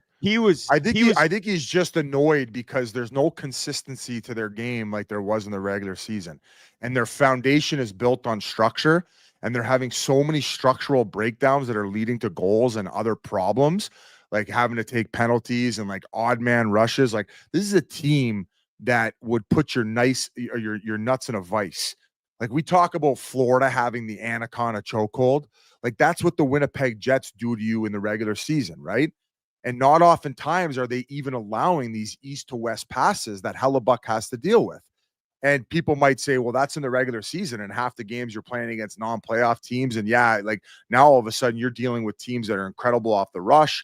They're able to get past these types of forechecks because that's what makes them so special and so good. Not only that, they have the personnel that can do that, like the Rantanens, like the Rupe Hintz, who can take it from his own end and go to the offensive zone because of their speed.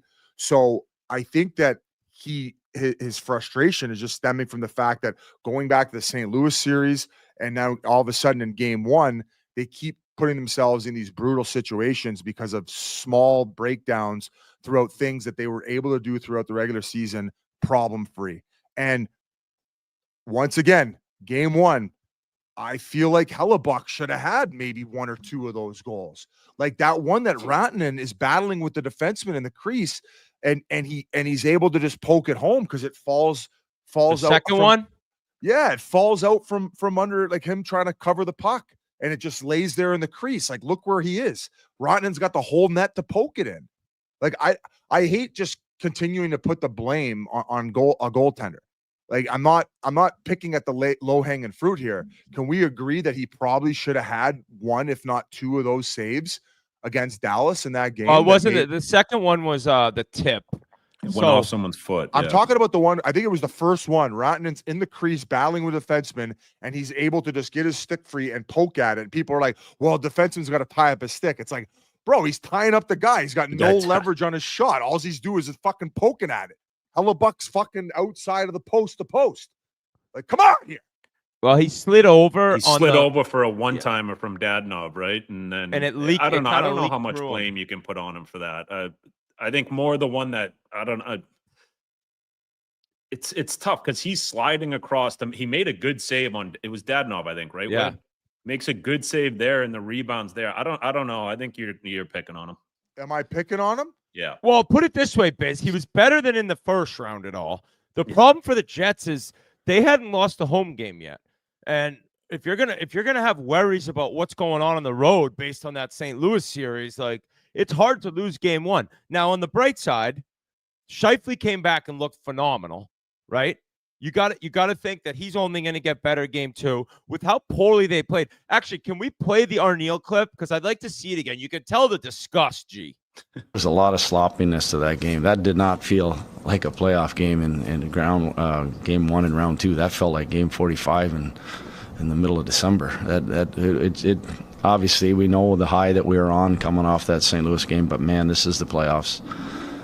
That's a game that no matter how how you start the game or however you get into the game, it's one of those ones that there's a way we have to play as a group, and that's not how we played tonight.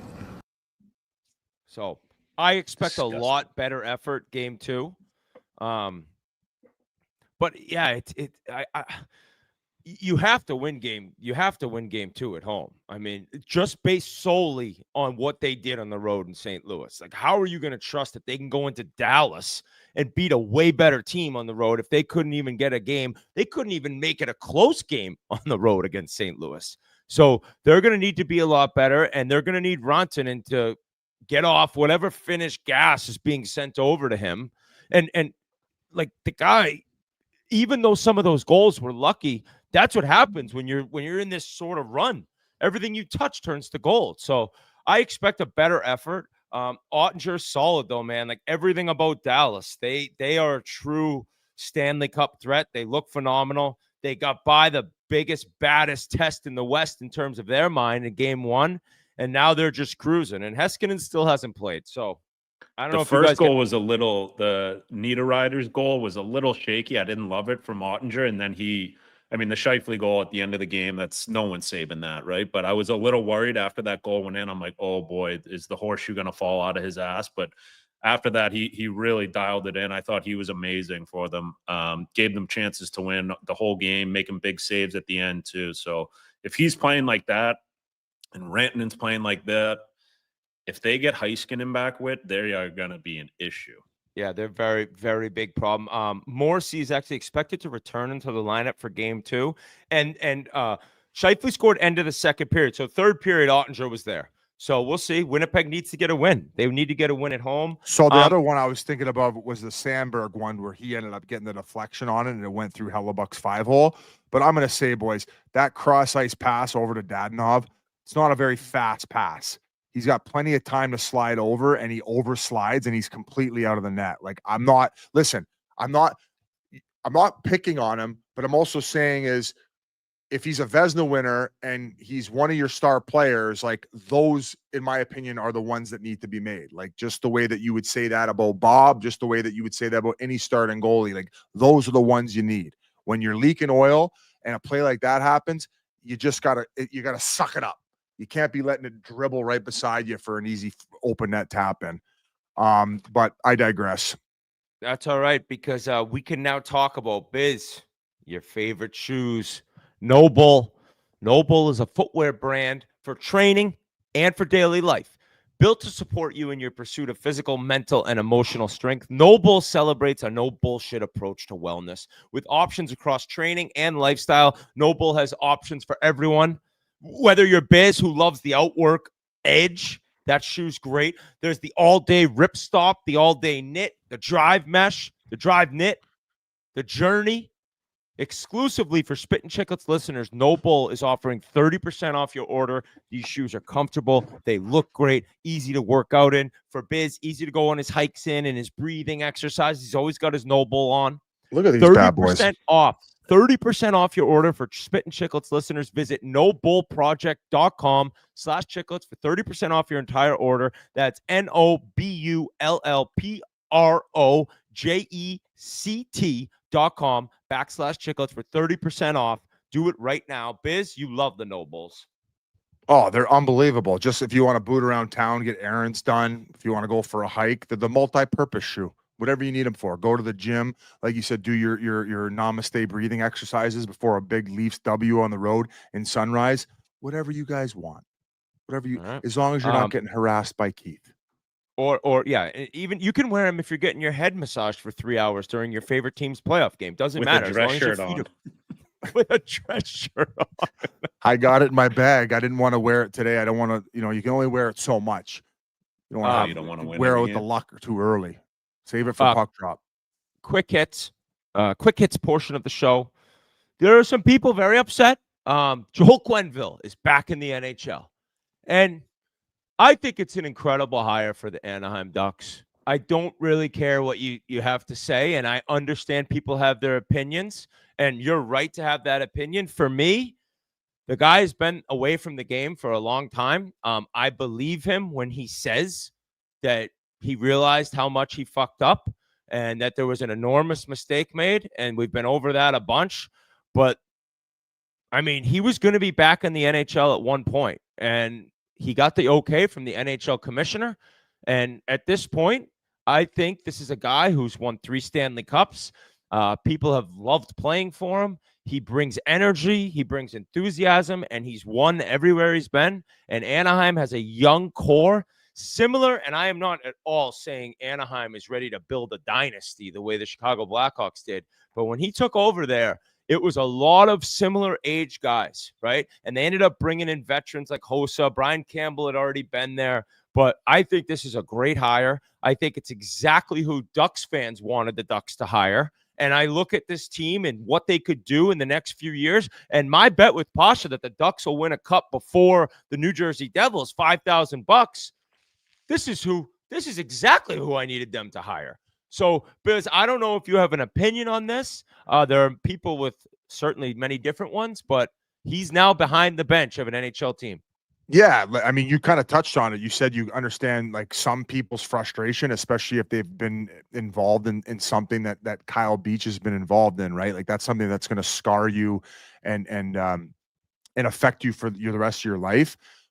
As a result of the mistake that Quenneville made in the situation, which I think that people, if they've read up into it, like I don't know how much he was aware of what actually went down when it did, considering that at the time Kyle Beach was a black ace and there's separation there. So any accountability that Quenneville needed to take, he took it, and he lost his livelihood as a result of it. And he had to go away and not only reflect and have that stripped from him, but also put in work to understand, what his decision, the pain that it caused, and if it were to ever come again, how he would handle it and deal with it. And, he's put that work in. According to the press conference and his words and the organization's words, he's still going to work locally to continue to understand what maybe went wrong throughout that whole process. And also in the meantime, reached out to Kyle Beach to talk to him and then also get his blessing on the fact that he can continue his coaching journey. So at the end of the day, guys, like this was a horrible situation. It scarred a lot of people. Obviously Kyle Beach being the biggest one. And, I'm just happy that Coach Q is able to continue his livelihood and kind of put all those demons behind him in a sense of whatever his involvement was and indirect or direct as it was. And I'm not one of those people that's going to come here and shame anyone. I just really hope that they were able to help each other through the healing process. More importantly, Kyle Beach, and everybody can move on and enjoy and live the rest of their lives in a happy place, other than obviously the scumbag who did it. Well said. Well Keith, said, Biz. Hockey-wise, you played for Q. what is it like? I mean, obviously a little different in Florida than the teams he had in Chicago, but take us through playing for him. Yeah, I mean, obviously his fingerprints are on the teams that Florida's had the last few years, right? He kind of, besides Matthew, he helped get Barkey where he is, helped get A.K.A. where he is, Verhaeghe. So he was there when they brought Forsling in. So just the guy that has his fingerprints on, another winning team. But I think it's going to be a great hire for them. I think it's going to help them. He has, Gudis is there and Frankie V are there, that guys that have had him in Florida. They know what to expect because he's a demanding coach. He's a guy, he doesn't allow you to make sauce passes in practice or backhand passes in practice. Like he's got that old school mentality of, he wants it his way, and you can't argue him with it, right? Because the guy just wins. So I think he's going to be great for that group. Huh? Sorry, is it true that you cannot make a backhand pass as a defenseman? Yeah, not allowed. I think that for most D-men at the NHL level, it's hard for them on an execution standpoint to make backhand passes. But I also think there's probably one or two on each team you could green light in the sense of like, if you feel like you can make the play, make the play. But you're telling me it could be Duncan Keith in his prime and he's blowing the drill down saying, get on your forehand. I don't know. I wasn't there in Chicago, but for us he was, and maybe he just didn't think we were as good as them. But yeah, he no sauce. Why are you laughing, Whit? Because I used Duncan Keith as an example? No, I'm laughing because he said I don't think he thought any of us were as good as Duncan Keith. Yeah, which is fair, and he's not wrong. But who was your best defenseman when he said no backhand passes? Oh, it was everyone. I mean, Ekblad. Yeah, I don't know. No, I don't even think it was like in practice. Like even forwards weren't allowed to make backhand passes. Like in the D zone, like coming out, everything was hard on the tape. His practices were great. He ran a great practice. Everything was fast, up tempo. I would imagine he's going to bring Ulf Samuelsson with him, who's a great coach. I had him in Phoenix, New York, and in Florida. I love Ulfie. So I imagine he'll bring him there. Ulfie will be great with that young decor. So I mean, at the end of the day, I think it's just a great hire. Anytime you can get a guy with his, winning pedigree and, the respect he demands around the league, from the players, other coaches, what he's going to bring to that locker room. They haven't. Who did they win with? Was it Carlisle? I think Carlisle. Randy. Yeah, Randy. Yeah, so I mean that's kind of probably their last. Oh, they had Bruce Boudreau for a bit, but yeah, I think it's a great hire for them. I think he's going to help them out a ton, and I think your bet with Pasha is a home run for you right now. Yeah, right. I agree. I'm curious to know though, like that much time off, definitely more of an old school coach. That's a young core, right? Like there's a few older guys there, but I also feel like a guy like McTavish wouldn't mind a hard coach. He can handle it. So I'm interested to see how the other young prospects who they have in their system, that it's Jackson, Lacombe, like some of these guys, how are they going to handle being told that they're not using their backhand anymore? Right. Hey, interviewing Leo Carlson, kid seems like somebody who does not mind if a coach is hard on him. Like that kid's high character, and I feel like he's somebody who would maybe even appreciate once in a while a demanding coach. Now, they just had like maybe that a little overboard with Cronin, where some of the things we were hearing were a little ridiculous. Yeah, and he didn't have like that. Well, he's doing media now, and apparently he was asked about what we were saying, and he said that we were lying about everything. Right? Is that what was said? Yeah, I think he's. Are we going to move on from that? Then players on his team are lying. Yeah. All right. What do we do? We've been called liars before, Biz. That's true, by the Boston Bruins. So the Oilers killed the Kings. We killed the Flames. Now they're back a little bit. We killed them a few years back, and they've been doing pretty well this year specifically. We really buried the Canucks. I mean, the Canucks, they don't have a coach. That team's a mess. And imploded. And now I think we've buried LA. So we're just knocking down teams in the Pacific yearly. Yeah. Rob Blake and the Kings have parted ways. Apparently it was a true parted ways mutual decision where I think Frank Saravalli said they had offered him a contract, and maybe he figured it was kind of time to move on. I mean, 4 in a row to one team is hard, especially this year where it looked locked in stone. They had that series. And the rumors G says here is Mark Bergevin could be the replacement. Okay.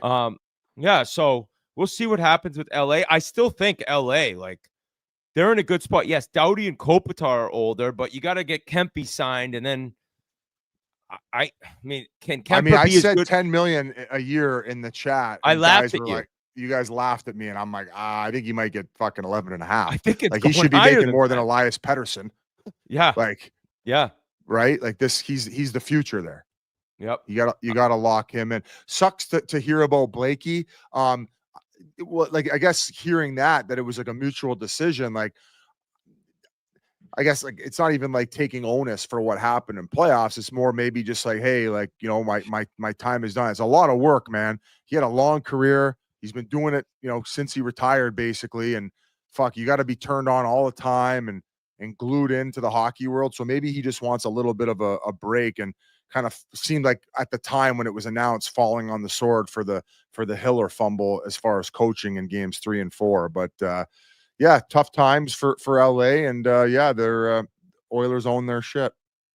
You also remember when, you know, Paul Maurice stepped away from Winnipeg. It's like sometimes you just know, like, I don't know, that my time has come here. And Rob Blake, I mean, God, how much money did that guy make? It's not like he needs to do anything. He's just a hockey lifer, great person from what I've been told. Awesome Everyone guy. loves the guy. That whole brass is awesome, and they work well together, and they draft well, they develop well, they're all buddies, they've played together. That's why I was surprised to see that he was stepping down, or they mutually agreed. You think he'll take another job, or he's gonna? I step don't away? think so. He apparently, when he went to LA, he bought a property. He went and looked at a house, and I'm going to use 5 million as a number.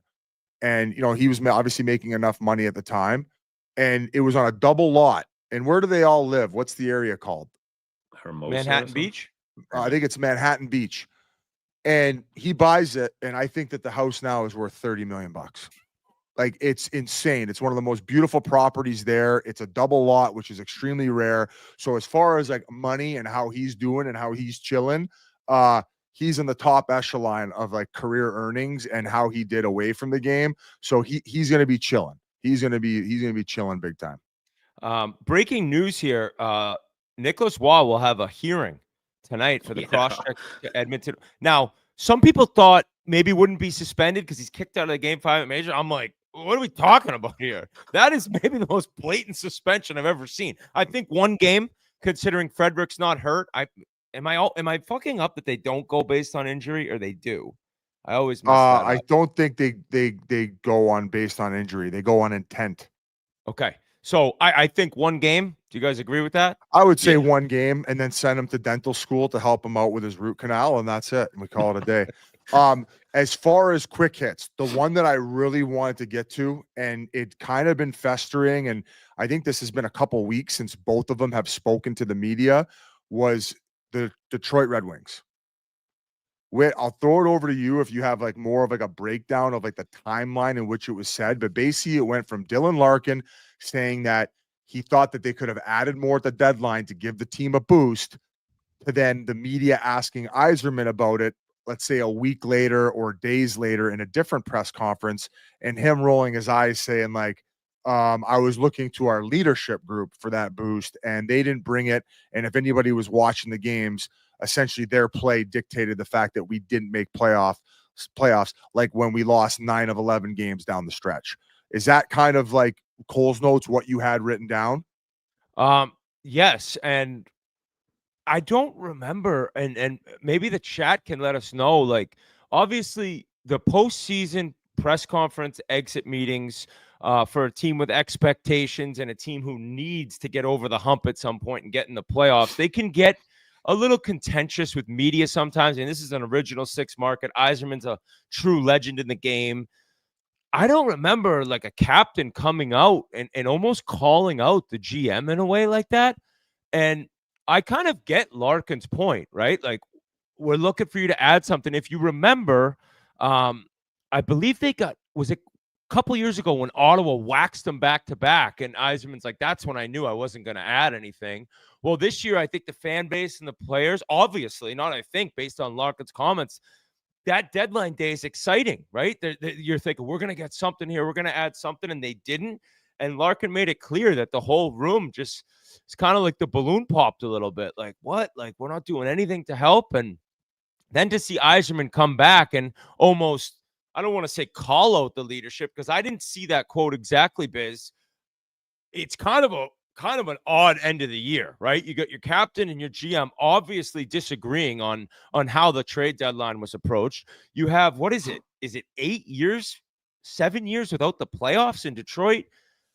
You see Ottawa take the next step. Now you're sitting there wondering, like, what's going to happen this summer? I don't know what Detroit ends up deciding to do.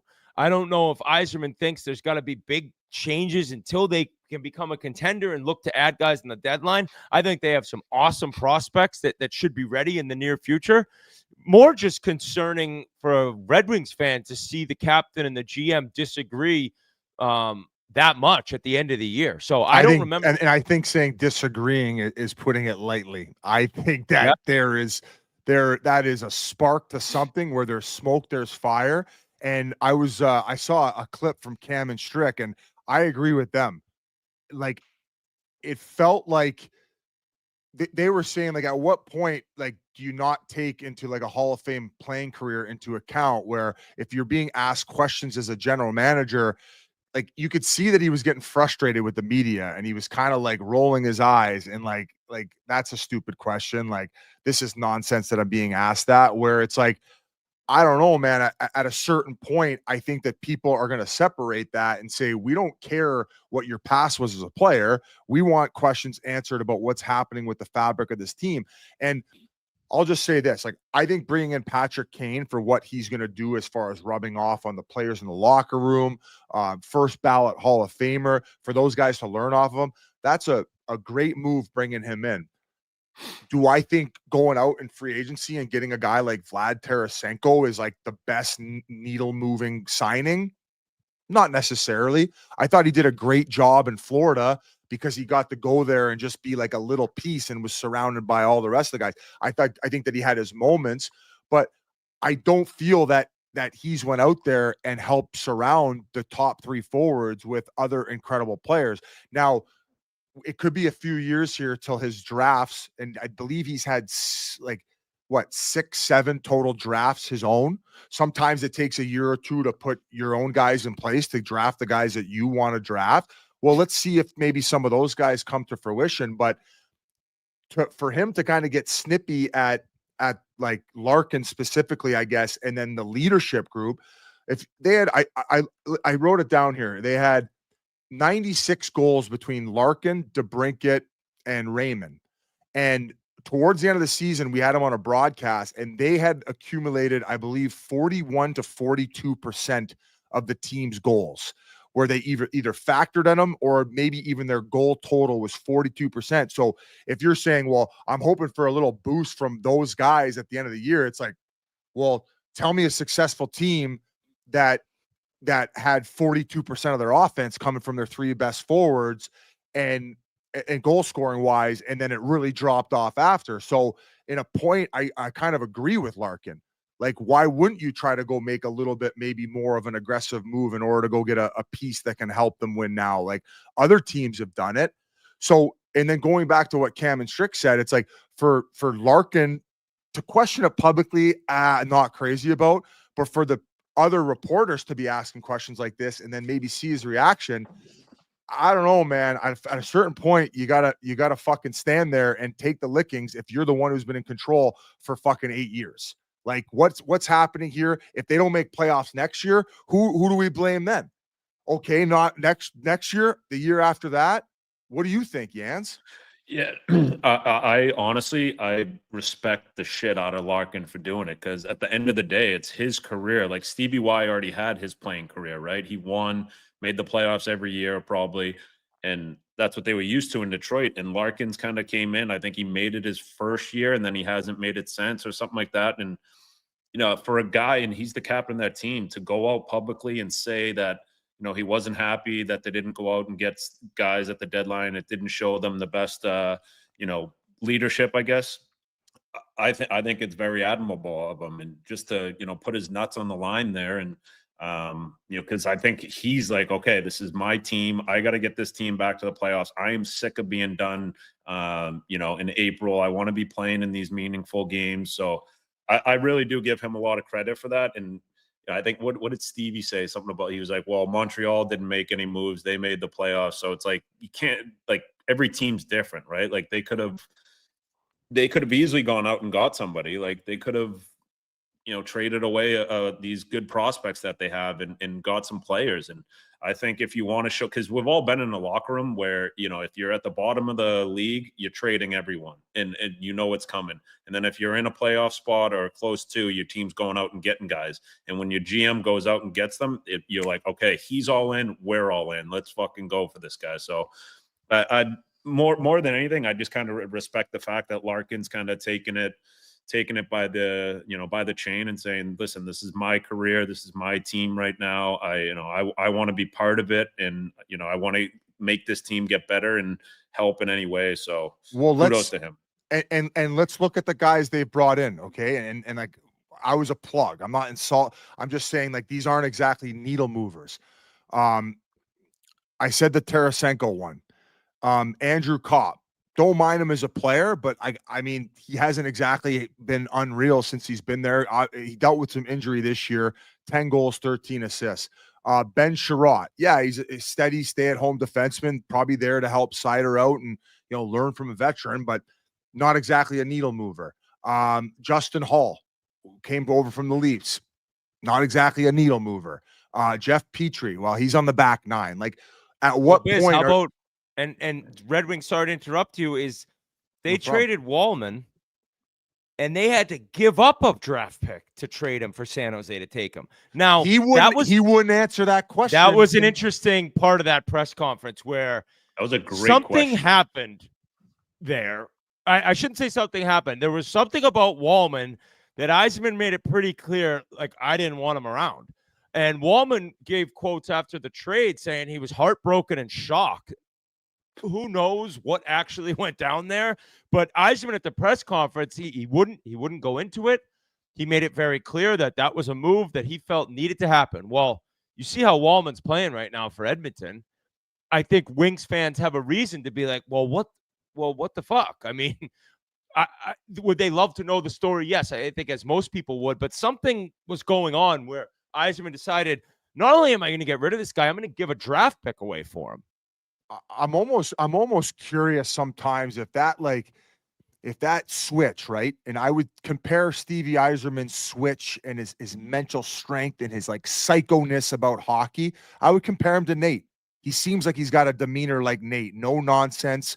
I'm going to rip your fucking heart out and I'm going to stomp on it until you're done and we lift the Stanley Cup. And if maybe he's not seeing that from others, that same exact mentality, it drives him up the wall and he just has no fucking time for it. But the gritty, he didn't like the gritty. The same things that made him great as a player could potentially, I guess, hurt in a GM role where sometimes patience is important. Sometimes a little bit of leniency is important. Sometimes being a little bit more aware of the times and the type of personnel and players you're dealing with is different. So I think that he has so much respect in the hockey community, especially for what he's helped build in Detroit by leading all those teams to Stanley Cups. I would imagine that if they don't make playoffs this next year coming up, he would still have enough leash to then have one more year after that to then miss playoffs. If they miss playoffs for 2 more straight years, then he's gone. That's my opinion. Some of you Detroit fans who have seen it and been in the thick of it might say if they don't make it this year, he's done, especially at the way that the press conference went, especially at the way that Larkin was in his press conference. What do you guys think about that? Would you not agree that I think he's probably got 2 more years left in that seat if they don't make playoffs? Yeah. I mean, God, it's just hard to picture. Yeah, it's hard to picture him going there with the Yzer plan, a legend of the Wings, and it not working. I think everyone just assumed, and what had happened in Tampa, like he's going to build a winner. And maybe they do. I mean, that Danielson kid's supposed to be very good. They picked Axel Sandine Pelika's coming. So like there's room to grow here, and there's young guys coming, and there's a lot of questions that remain to be answered. But it is odd to see that it's taken this long, and Red Wings fans are starting to get a little upset, which I don't blame them. Well, I tell you what, of all those guys I mentioned, they better be making a bigger splash in free agency this summer is one. And he sure as hell better hope that some of these picks that they've picked start popping off and looking more like Lucas Raymonds and the Dylan Larkins, because if they don't, something's got to crack. And maybe it's Dylan Larkin saying, hey, thanks, but no thanks. I want to go play some playoff hockey and take my talents elsewhere. And if you think that I need to keep boosting this team up more after what we've been able to accomplish on the top line, well, then so be it, Stevie. The main one for me is they got to sign that goalie, Augustine.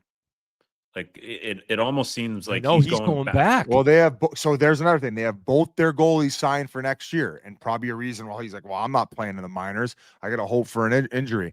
They have him and that Costa who in the pipeline. They have goalies in their pipeline. Now if he goes to August, he's a free agent. I know that's it. That's what it looks like he's doing, right? But he's from Michigan. He goes to Michigan State. Why wouldn't he want to be there? But maybe, I don't know. The same reason that the kid from Isaac Howard. These kids have all the leverage. Why would they care? They want to play in the NHL now. They get their feet wet. They have one good season, and then all of a sudden they're signing an 8-year ×8 extension. Yeah. That was pretty gnarly. I'm glad we got to finally catch up and talk about that drama. Wings, we'll see what happens here. Drama. And to end the show, the draft lottery went down. I'd say one of the most confusing things I've ever watched or seen. Credit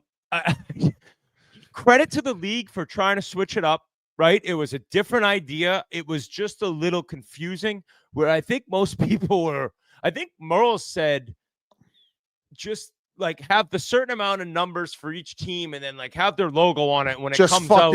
Just flip over the card and tell me who gets first pick. Like, fuck off. It was like Bruins fans are like, we need this 6 numbers in a row. And it was like watching Keno balls come out playing it at the bar in Massachusetts. It makes people think it's more rigged than it is, apparently. Yeah. Like they're just, like you said, they're creating more confusion. It was interesting to see that the mayor, the governor of New York. Governor, wrote a letter to Gary and the NHL complaining about the fact they're being stripped of that All-Star game because of the amount of government funds that were used to help build that arena. So people obviously speculating at the fact that they were hand-delivered a first overall pick as a result.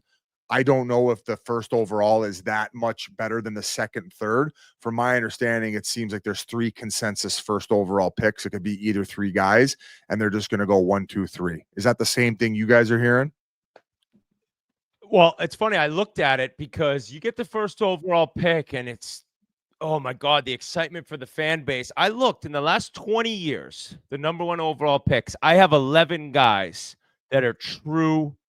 Like, oh my God, we got this guy. Like, we won the lottery. Yakupov. All right. So that's what.